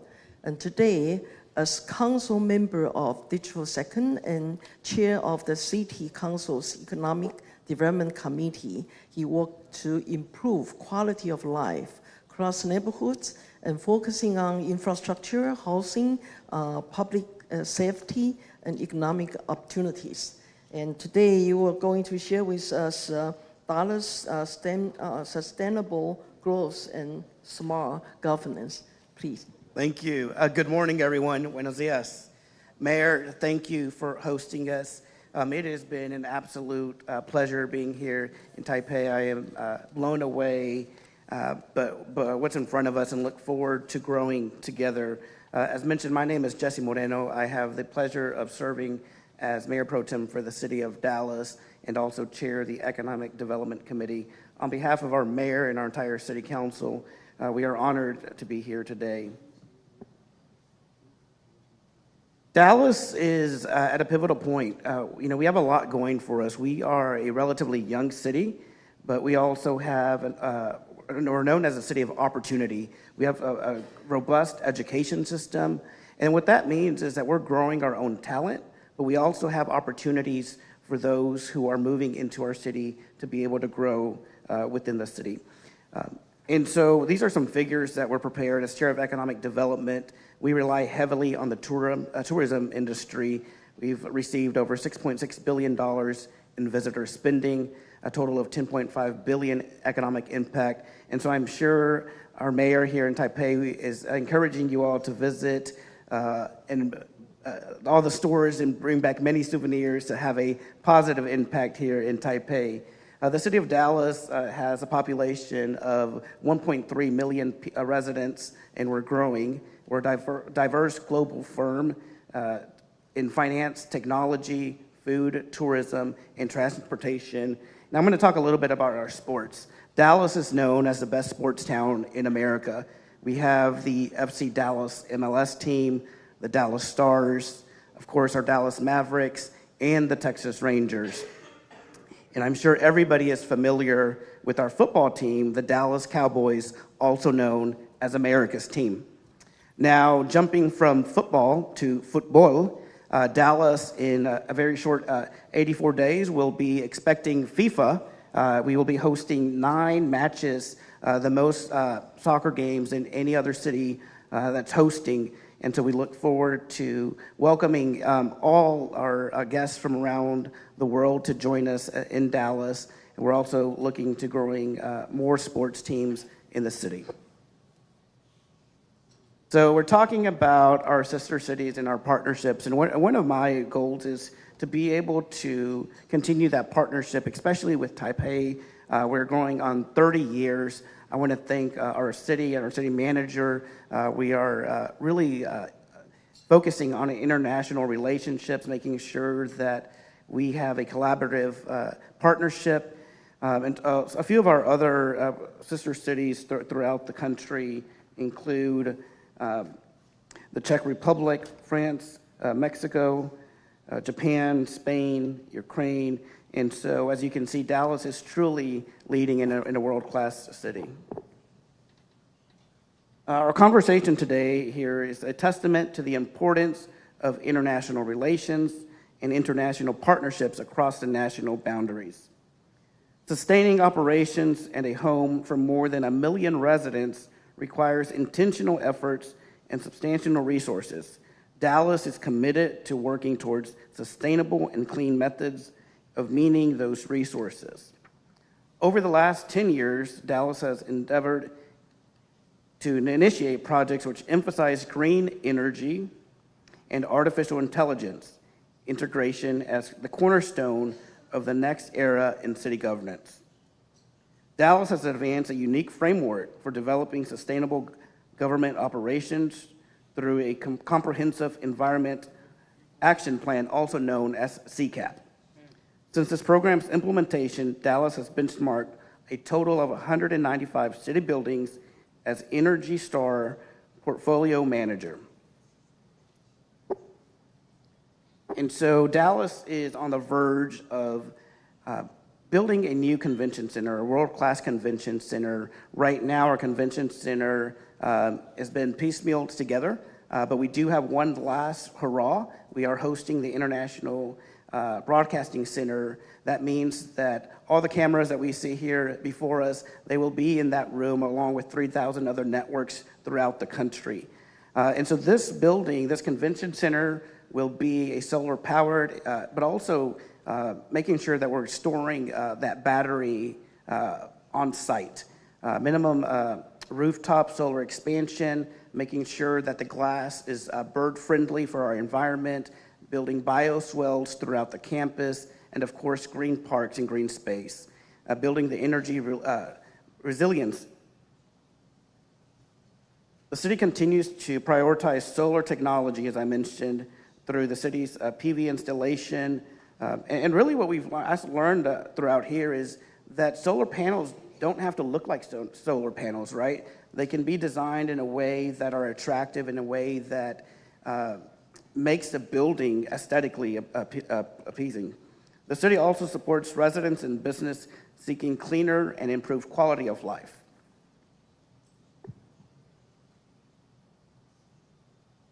Last year, the city voted to amend our parking code to reduce and or eliminate minimum off-street parking requirements for many land users, practically near in transit stations and in downtown Dallas, for uses like office, retail, and multifamily developments. This will promote a more walkable development, and it also will lower the cost for those developers. And in the city of Dallas, we are a region that's pretty spread out, and so we rely heavily on public transportation and really trying to move towards a more walkable community. Our Office of Environment Quality and Sustainability also manages a tri-parking program, which encourages carpooling and alternative commuting operations for City of Dallas staff and residents through ride matching and trip logging. And this was proven to be very successful. In the last fiscal year, we've seen a 25% increase in staff participation in the program. And currently, our fleet management office maintains 48 electric vehicle charging stations citywide and 170 electric plug-in hybrid vehicles across 53 developments.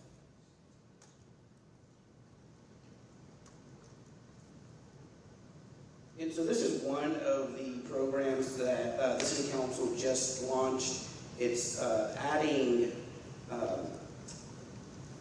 cameras onto our sanitation vehicles. And what this is going to do is going to proactively pick up code violations. And we have those trucks going out on a weekly basis. And so this, again, it's not removing the individual from the workforce, but it's making sure that it's more accurate and that we're gathering that data.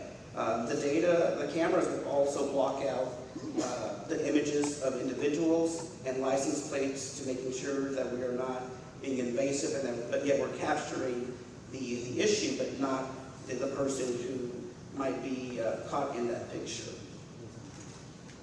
Environmental awareness in large cities like Dallas can be a challenge to promote, whether simply because of logistics or because of varying communities' interests.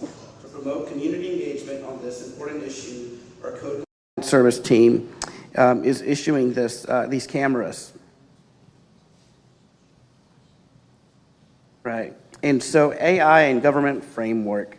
This is also preparing the paper interest into our water bills, making sure that we're educating our customers. And data analytics is something that is really putting our different programs together. It's emerging communicating from department to department. Another thing I want to highlight that's not on here is our smart streets. We are also doing the traffic signals, making sure that our paramedics can get safely across vehicles, and we look forward to launching that next step of that communication between the paramedics and the ambulances. All right, so strategic outlook. Again, as I mentioned, as we are introducing AI, we want to make sure that we have that balance between public safety, but also not being intrusive. And so that's something that we're continuing to delicate and monitor. All right. And so again, that's a little bit about what we're doing in the city of Dallas. I want to thank you for your time, and I look forward to continue growing and learning from the world leaders that are here before us and the government officials. So thank you for the opportunity. Thank you, Jesse. Thank you, Jesse, for being the green practice in Dallas. And finally,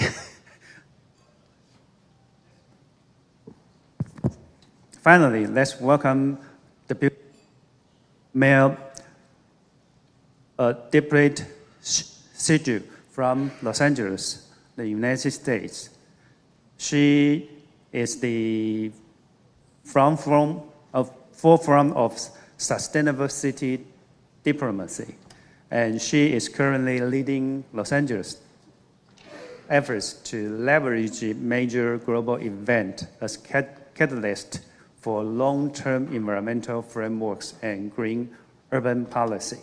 Today, she will going to present the speech entitled From International Spotlight to Local Legacy, Sporting Events in Los Angeles. And she will also discuss how Los Angeles plans to use the 2028 Olympics to accelerate permanent green infrastructure. So let's welcome Mayor Siju. Thank you, everyone. Good morning. Thank you for having me. It's such an honor to be alongside such distinguished mayors, and thank you so much to our host. Really grateful to be here. I am very cognizant that I am the final speaker and what is in between us and lunch, so I'm going to whiz through this. Yes, you're very welcome. Well, first of all, my background is actually in foreign policy, and I never thought that my job would be to talk about sports, and let alone in Taipei. But let me start by saying that Los Angeles and Taipei have been sister cities since 1979. We have the largest Taiwanese community in the United States, over 50,000 Taiwanese individuals contributing to all facets of our culture and our economy. It's something we're so proud of. And as my colleague from Dallas alluded to, Americans really care about sports, but I think sports is becoming increasingly relevant to everyone's lives around the world. It's one of those topics that actually unites people rather than divides them, and even though sports are inherently competitive, it does allow people to collaborate, and it does allow us to sort of come together in our shared humanity and sort of shared efforts to be excellent and to improve ourselves. So all that to say that I think in a time where our geopolitics are very, very complicated around the world, sports is something that can really bring us together.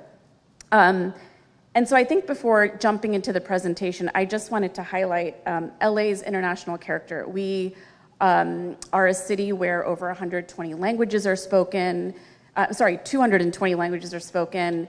Over 50% of our population speaks another language, and about a third of our population is foreign-born. So being an international kind of multicultural diverse city is the very heart of who we are in our identity. And in addition to that, we're just a very large city. I think our size of our city rivals a lot of nations, and the size of our economy certainly does too. About 10 million residents in the region of Los Angeles, We are the 19th largest economy by GDP, of course, sitting in the state of California, the 4th largest economy in the world. So that's just to give you a snapshot of just the scale of how large LA is.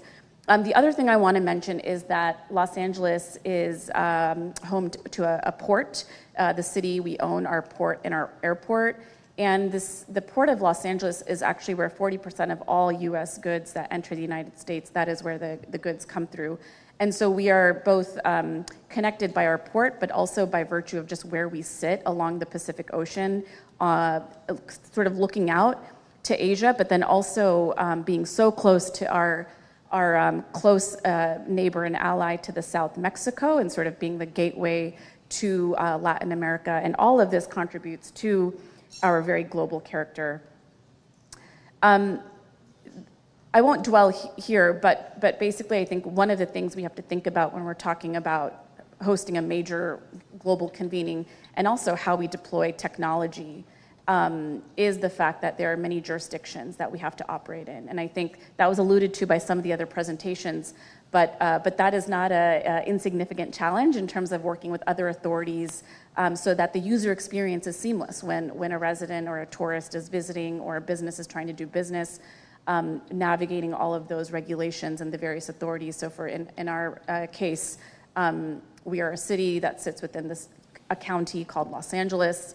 That county is made up of 88 other local entities. We are the biggest one, but we have to work well with our neighbors. And of course, we sit in the state of California. I promised I would zoom through some of this.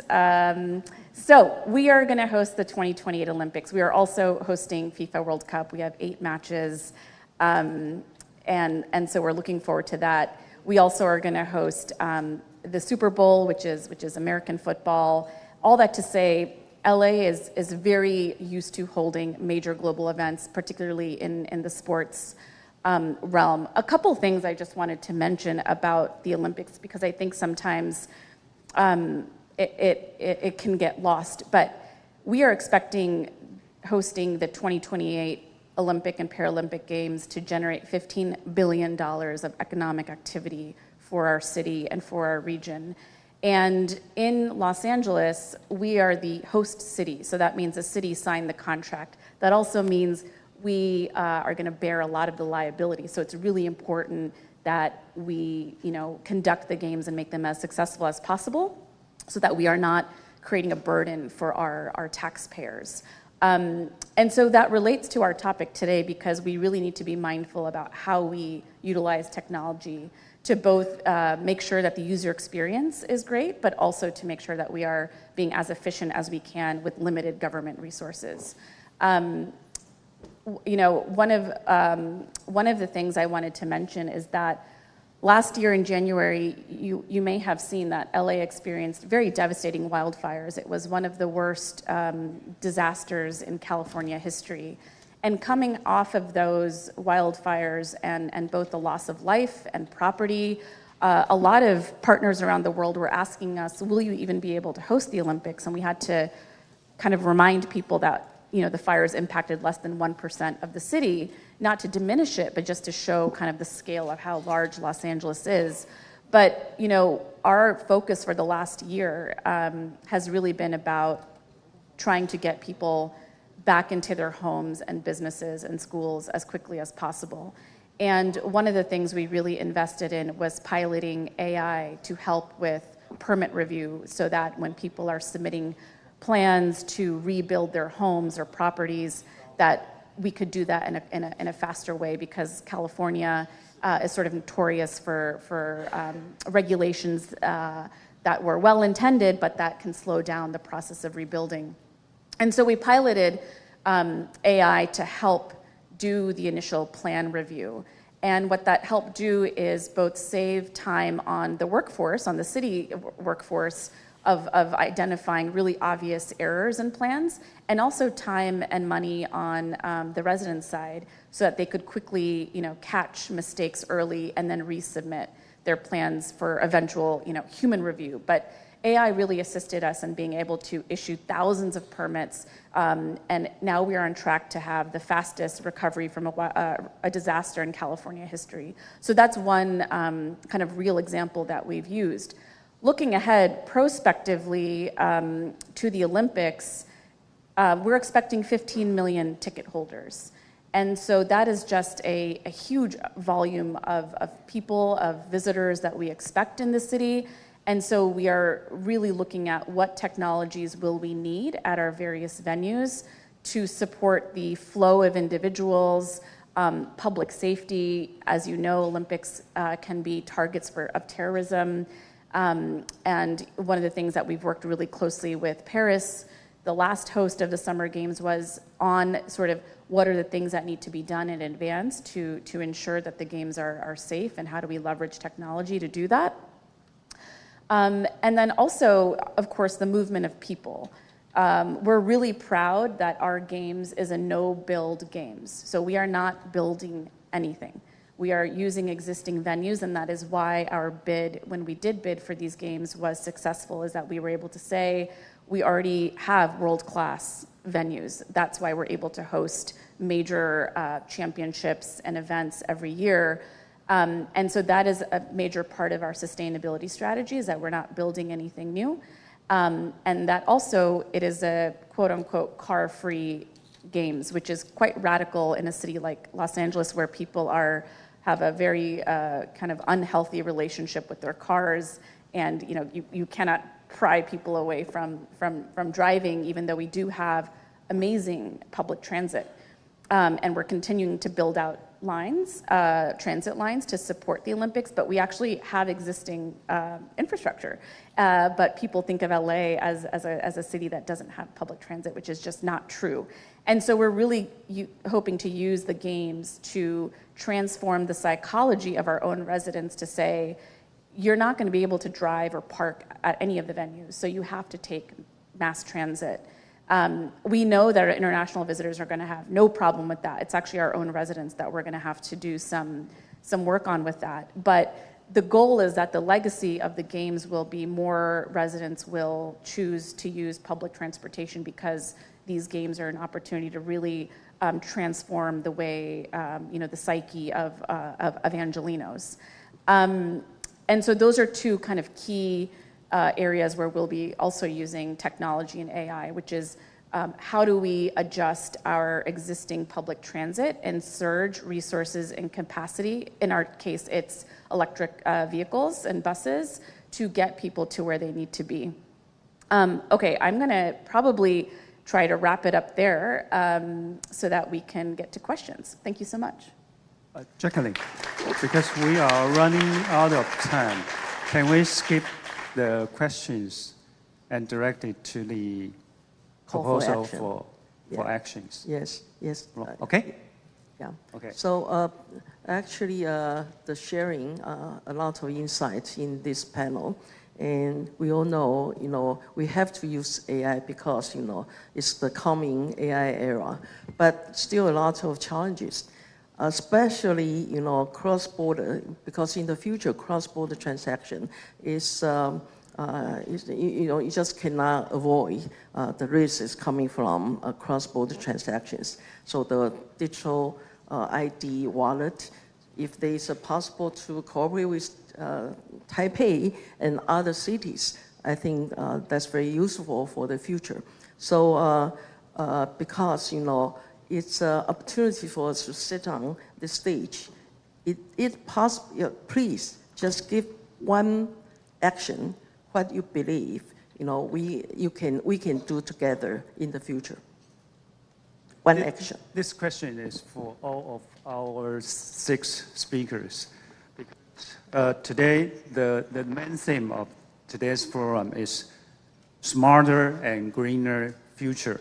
And especially Mayor Zhang just mentioned, we have to design the future.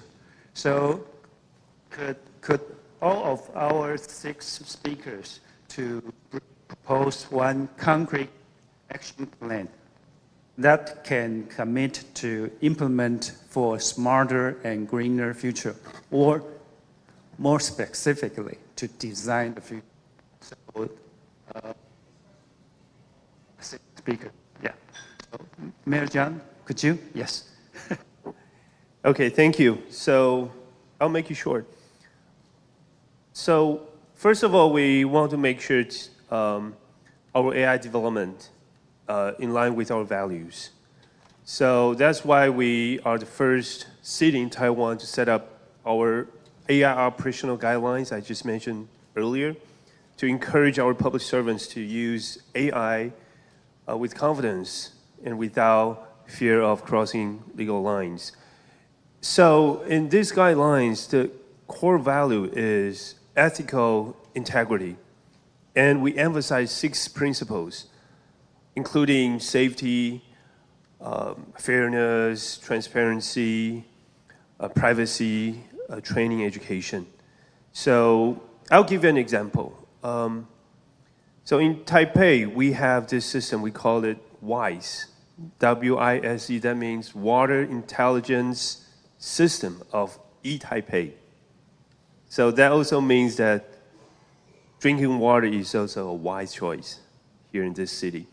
So with this system, we use like sensors and AI so that we can monitor the water quality of the water, and also we can track the leak or the issue of our water system. So in the past, with our AI system, the leakage rate is about 27%. But now, with the AI system, the WISE system, reduced to 9%. So this makes us to reduce the carbon emission, reduce the waste, and also to make sure that our residents here in the city to keep the high quality of the water they use. So we try to build a greener future, a sustainable city environment with the AI technology. Thank you. Thank you, Mayor John. Could Coach? Yes, please. Thank you. Thank you. Yes, I'd like to present or mention 2 approaches that we're trying to utilize. The first is once we have when it comes to smart cities and greener future, this Clean City app, which will allow residents to receive notifications of their waste management equipment that run across the city.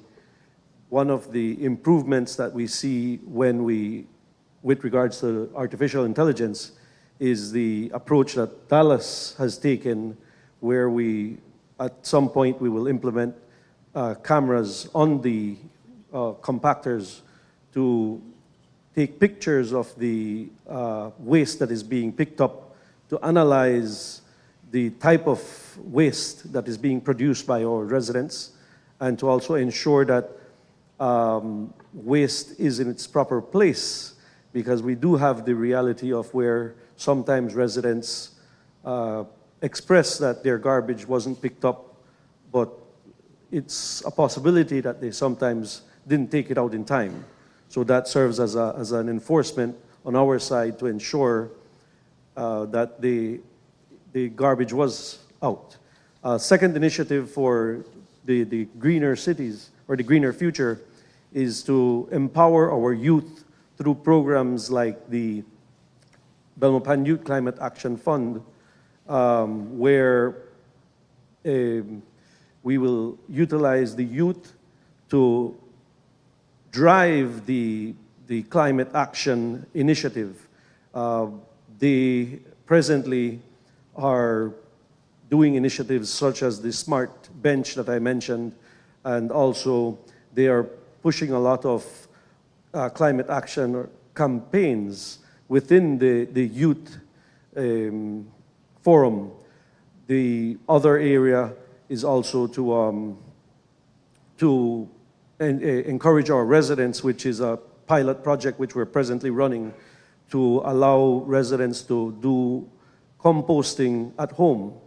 This will allow better waste management, or at least of the bio waste at the city level.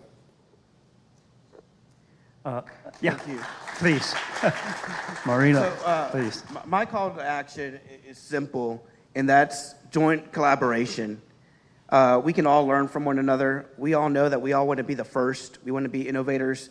We want to take that lead, but especially when it comes to life safety, that's something that we can't hold back. That's something that we have to share with one another to be able to grow our own systems back home. And so what I would say is let's collaborate. And I think we do it at forums like this. And so I just want to thank you all for having us and making this possible. So collaboration, thank you. How about you? Herbert. Yeah, he take my point because I thought 2 examples I already mentioned in my presentation, but it's very important is here on this stage are 6 leaders in the world, and everybody has good ideas, but we have to be honestly that we build up not island solutions. We have to share the ideas, and we have to make comfortable for the people.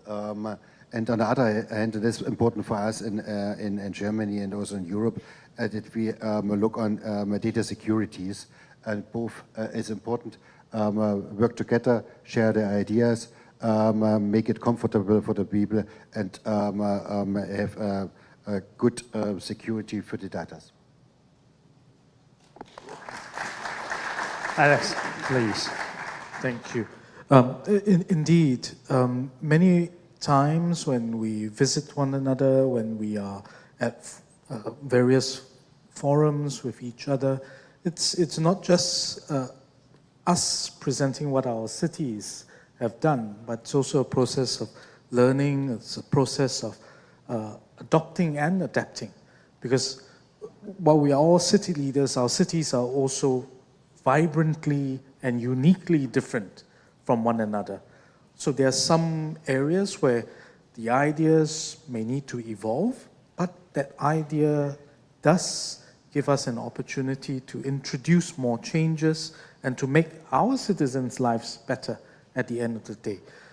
I've been to Taipei very often. In fact, many of the things that we've tried to do in Singapore, we've had experiences in visiting places here that we've adopted.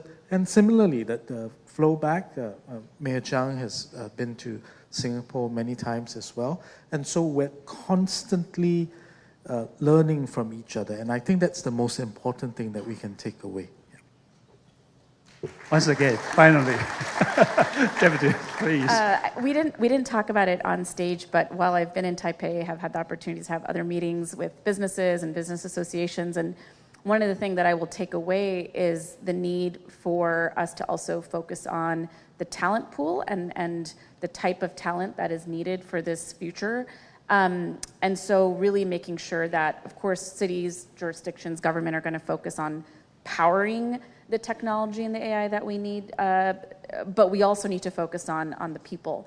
And so I'm really interested in going back and talking to our community colleges and university systems in LA to talk about, making sure that we are graduating the right type of talent for this.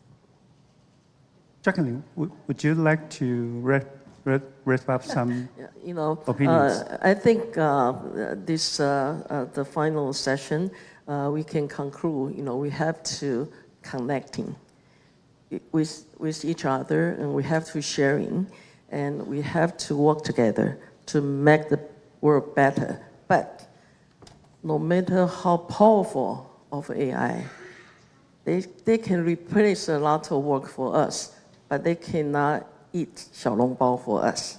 Thank you. Yes. Okay. Thank you to all our speakers for their visionary contributions today. This forum has shown us the path to a smarter and greener future.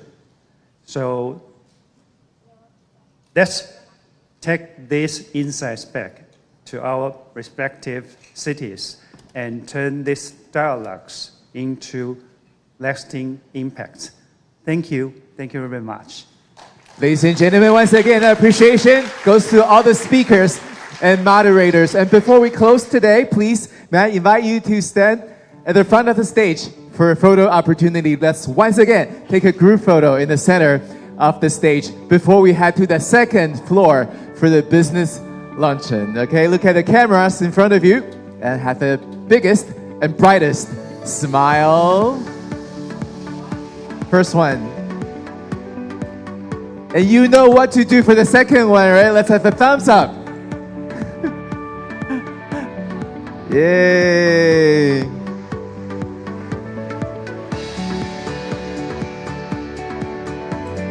Thank you, our distinguished guests, mayors, and distinguished guests. You can return to your seats now. And as we wrap up the forum this morning, allow me to remind you our business luncheon will be held on the second floor. So you'll be guided from there.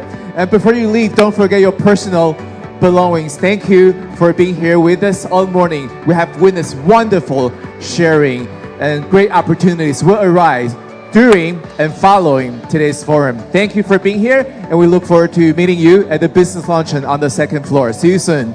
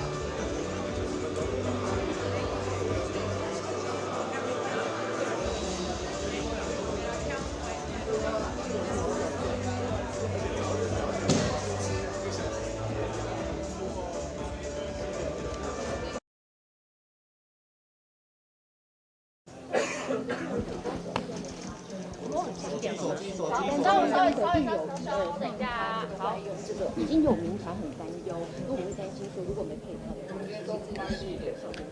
我想减轻育儿家庭的负担，这是我的使命，也是责任。所以台北市，我们愿意跨出第一步来试办育儿家庭爸妈减工时不减薪的计划。目前为止，已经有超过173家公司参与这项计划，而且我们持续接到许多企业表达参与的意愿。至于中央目前在研究开放外佣这个政策，我也已经请劳动局、社会局及教育等相关单位密切的关注以及做好因应。像怎么看说中央现在也有意协助来推动户外的吸烟室，那是不是最快月底前就有机会来见面讨论？首先，我们很乐见中央愿意支持台北市推动无烟城市的政策，那我们也很愿意进一步和中央以及各县市政府一起讨论，如何将无烟城市这项政策推得更顺利及完善。像现在传出民进党要4月份打算要征召郑丽君副院长，那王世坚形容是双王之争，那你准备好了吗？我就是持续专注市政，也让台北继续的与国际接轨。今天我们第2年举办台北国际城市论坛，邀请许多国际城市的市长、副市长参与论坛交换意见。我们不只是顺利在年前完成和辉达签约，让辉达第一个海外总部落脚台北。我们日前也和我们的姐妹是 Phoenix 凤凰城有 Desert Silicon 沙漠矽谷之称开通了10航。今天我们将更进一步和德国的德勒斯登市签署合作备忘录，我们就会形成战略合作伙伴。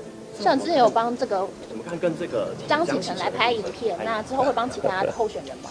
启成副院长是我过去在立法院的好战友，也是我政大外交系的学长。在这一次智慧城市展，他也特别来分享对于台中打造智慧城市的愿景，我们也都有共同看法，我们会一起持续努力。谢谢。黄建豪军购的部分可能跟党中央不同调。我一直强调，我全力支持厚植台湾的。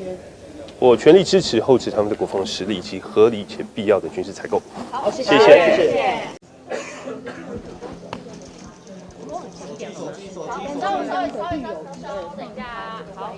已经有民团很担忧，因为我们会担心说，如果没配套的，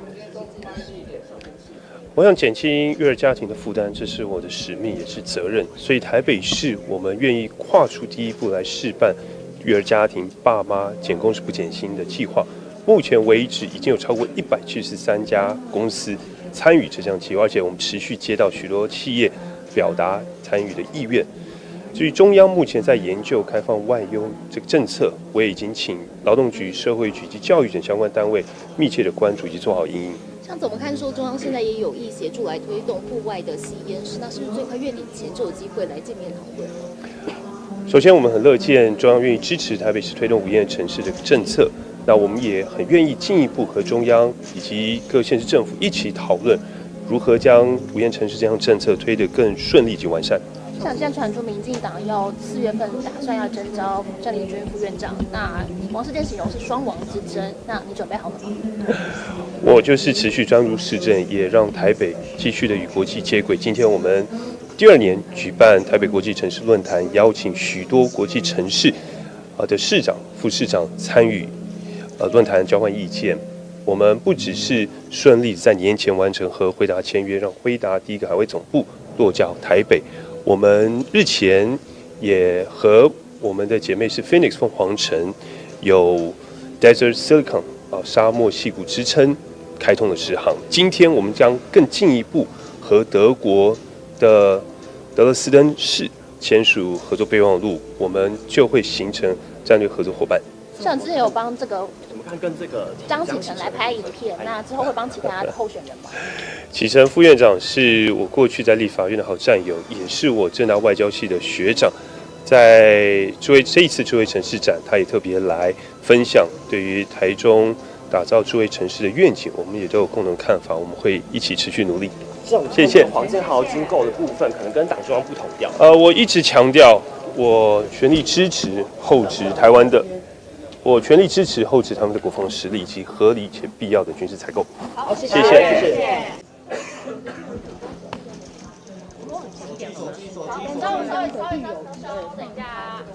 这个已经有民团很担忧，因为我们会担心说，如果没配套的我想减轻育儿家庭的负担，这是我的使命，也是责任。所以台北市，我们愿意跨出第一步来试办育儿家庭爸妈减工时不减薪的计划。目前为止，已经有超过173家公司参与这项计划，而且我们持续接到许多企业表达参与的意愿。至于中央目前在研究开放外佣这个政策，我也已经请劳动局、社会局及教育等相关单位密切的关注以及做好因应。像怎么看说中央现在也有意协助来推动户外的吸烟室，那是不是最快月底前就有机会来见面讨论？首先，我们很乐见中央愿意支持台北市推动无烟城市的政策，那我们也很愿意进一步和中央以及各县市政府一起讨论，如何将无烟城市这项政策推得更顺利及完善。像现在传出民进党要4月份打算要征召郑丽君副院长，那王世坚形容是双王之争，那你准备好了吗？我就是持续专注市政，也让台北继续的与国际接轨。今天我们第2年举办台北国际城市论坛，邀请许多国际城市的市长、副市长参与论坛交换意见。我们不只是顺利在年前完成和辉达签约，让辉达第一个海外总部落脚台北。我们日前也和我们的姐妹是 Phoenix 凤凰城有 Desert Silicon 沙漠矽谷之称开通了直航。今天我们将更进一步和德国的德勒斯登市签署合作备忘录，我们就会形成战略合作伙伴。像之前有帮这个怎么看跟这个张启成来拍影片，那之后会帮其他的候选人吗？启成副院长是我过去在立法院的好战友，也是我政大外交系的学长。在这一次智慧城市展，他也特别来分享对于台中打造智慧城市的愿景，我们也都有共同看法，我们会一起持续努力。谢谢。黄建豪军购的部分可能跟党中央不同调。我一直强调，我全力支持厚植台湾的。我全力支持厚植他们的国防实力以及合理且必要的军事采购。好，谢谢。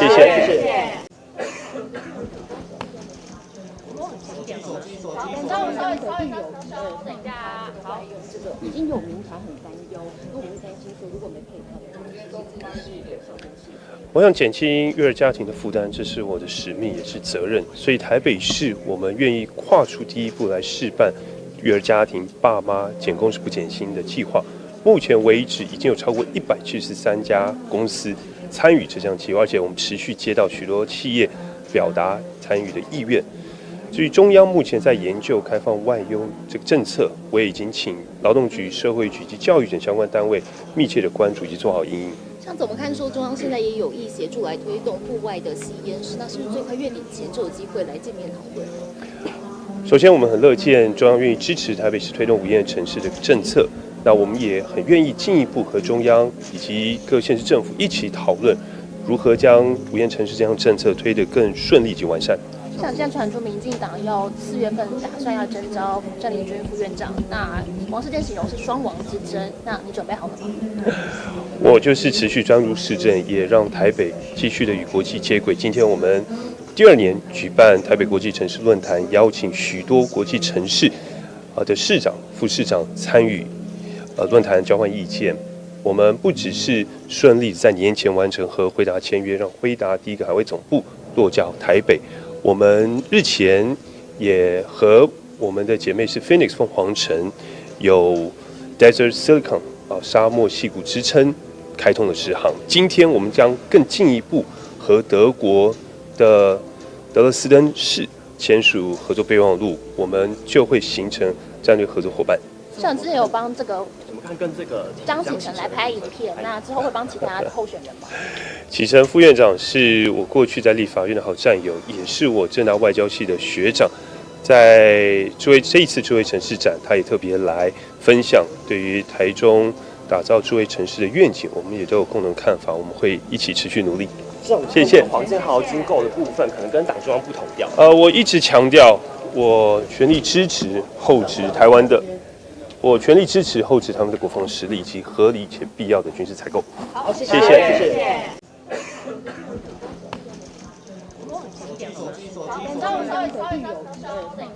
好，这个已经有民团很担忧，因为我们会担心说，如果没配套的，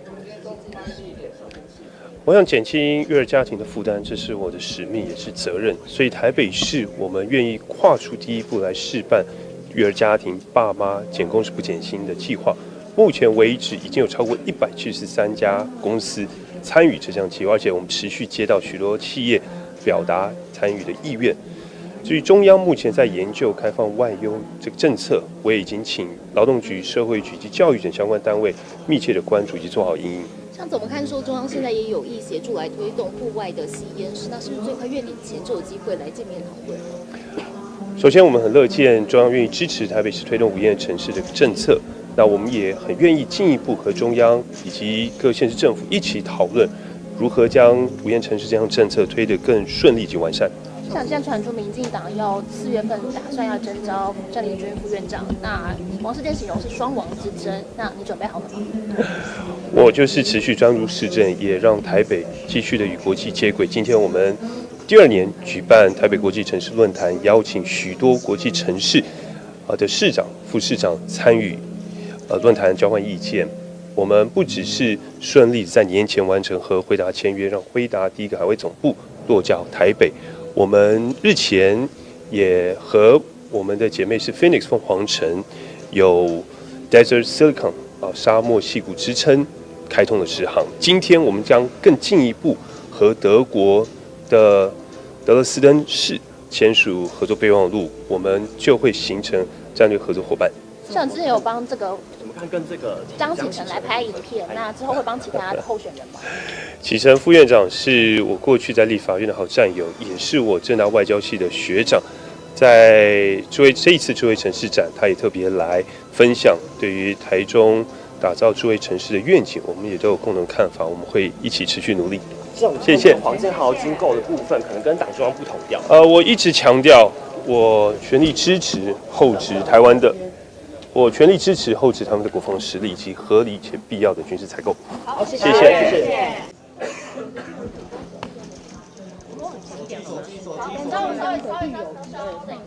好，这个已经有民团很担忧，因为我们会担心说，如果没配套的，我想减轻育儿家庭的负担，这是我的使命，也是责任。所以台北市我们愿意跨出第一步来试办育儿家庭爸妈减工时不减薪的计划。目前为止，已经有超过173家公司参与这项计划，而且我们持续接到许多企业表达参与的意愿。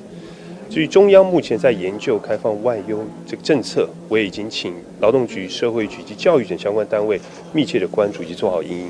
像怎么看说中央现在也有意协助来推动户外的吸烟室，那是不是最快月底前就有机会来见面讨论？首先，我们很乐见中央愿意支持台北市推动无烟城市的政策，那我们也很愿意进一步和中央以及各县市政府一起讨论，如何将无烟城市这项政策推得更顺利及完善。像现在传出民进党要4月份打算要征召郑丽君副院长，那王世坚形容是双王之争，那你准备好了吗？我就是持续专注市政，也让台北继续的与国际接轨。今天我们第2年举办台北国际城市论坛，邀请许多国际城市的市长、副市长参与论坛交换意见。我们不只是顺利在年前完成和辉达签约，让辉达第一个海外总部落脚台北。我们日前也和我们的姐妹是 Phoenix 凤凰城有 Desert Silicon 沙漠矽谷之称开通了10航。今天我们将更进一步和德国的德勒斯登市签署合作备忘录，我们就会形成战略合作伙伴。像之前有帮这个怎么看跟这个张启成来拍影片，那之后会帮其他的候选人吗？启成副院长是我过去在立法院的好战友，也是我政大外交系的学长。在这一次智慧城市展，他也特别来分享对于台中打造智慧城市的愿景，我们也都有共同看法，我们会一起持续努力。谢谢。黄建豪军购的部分可能跟党中央不同调。我一直强调，我全力支持厚植台湾的。我全力支持厚植他们的国防实力以及合理且必要的军事采购。好，谢谢。谢谢。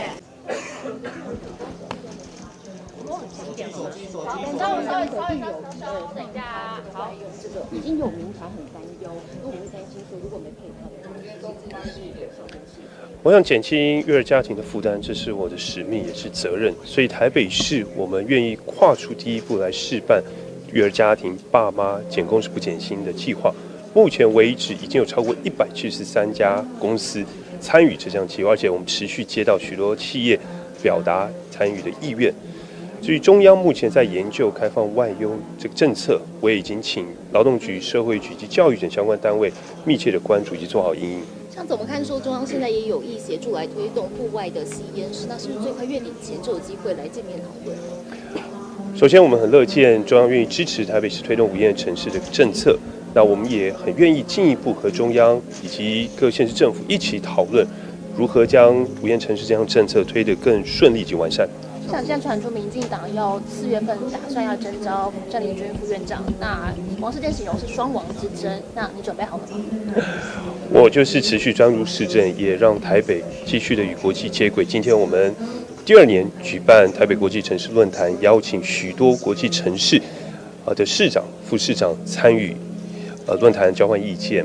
我们不只是顺利在年前完成和辉达签约，让辉达第一个海外总部落脚台北。我们日前也和我们的姐妹是 Phoenix 凤凰城有 Desert Silicon 沙漠矽谷之称开通了10航。今天我们将更进一步和德国的德勒斯登市签署合作备忘录，我们就会形成战略合作伙伴。像之前有帮这个怎么看跟这个张启成来拍影片，那之后会帮其他的候选人吗？启成副院长是我过去在立法院的好战友，也是我政大外交系的学长。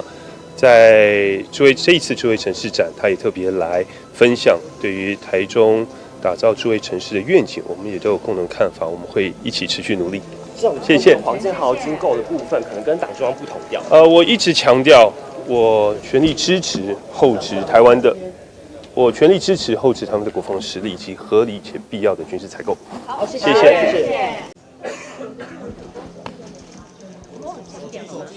稍微隔壁有大家好，这个已经有民团很担忧，因为我们会担心说，如果没配套的，我想减轻育儿家庭的负担，这是我的使命，也是责任。所以台北市我们愿意跨出第一步来试办育儿家庭爸妈减工时不减薪的计划。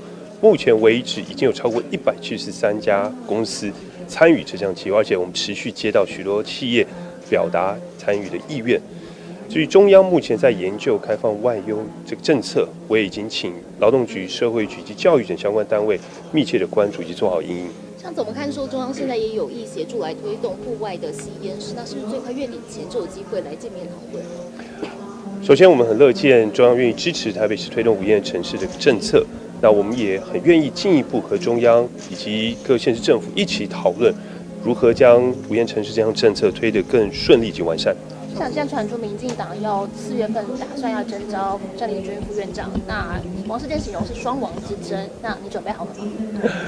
我就是持续专注市政，也让台北继续的与国际接轨。今天我们第2年举办台北国际城市论坛，邀请许多国际城市的市长、副市长参与论坛交换意见。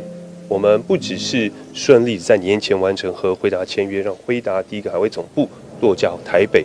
我们日前也和我们的姐妹是 Phoenix 凤凰城有 Desert Silicon 沙漠矽谷之称开通了10航。今天我们将更进一步和德国的德勒斯登市签署合作备忘录，我们就会形成战略合作伙伴。像之前有帮这个怎么看跟这个张启成来拍影片，那之后会帮其他的候选人吗？启成副院长是我过去在立法院的好战友，也是我政大外交系的学长。在这一次智慧城市展，他也特别来分享对于台中打造智慧城市的愿景，我们也都有共同看法，我们会一起持续努力。谢谢。黄建豪军购的部分可能跟党中央不同调。我一直强调，我全力支持厚植台湾的。我全力支持厚植他们的国防实力以及合理且必要的军事采购。好，谢谢。大家好，我是主播周玉琴。很多的朋友告诉我们，选择原版的太阳星全效克菲尔益生菌。它添加有羽衣甘蓝，健康再加分。而有睡眠困扰的朋友们，赶快选择蓝色包装这一款晚安加强版，绝对是更有感。每日克菲尔，时刻美好 ，Good Feel Good， 请上快点购为健康下单，而且要记得输入推荐代码，有额外的折扣优惠。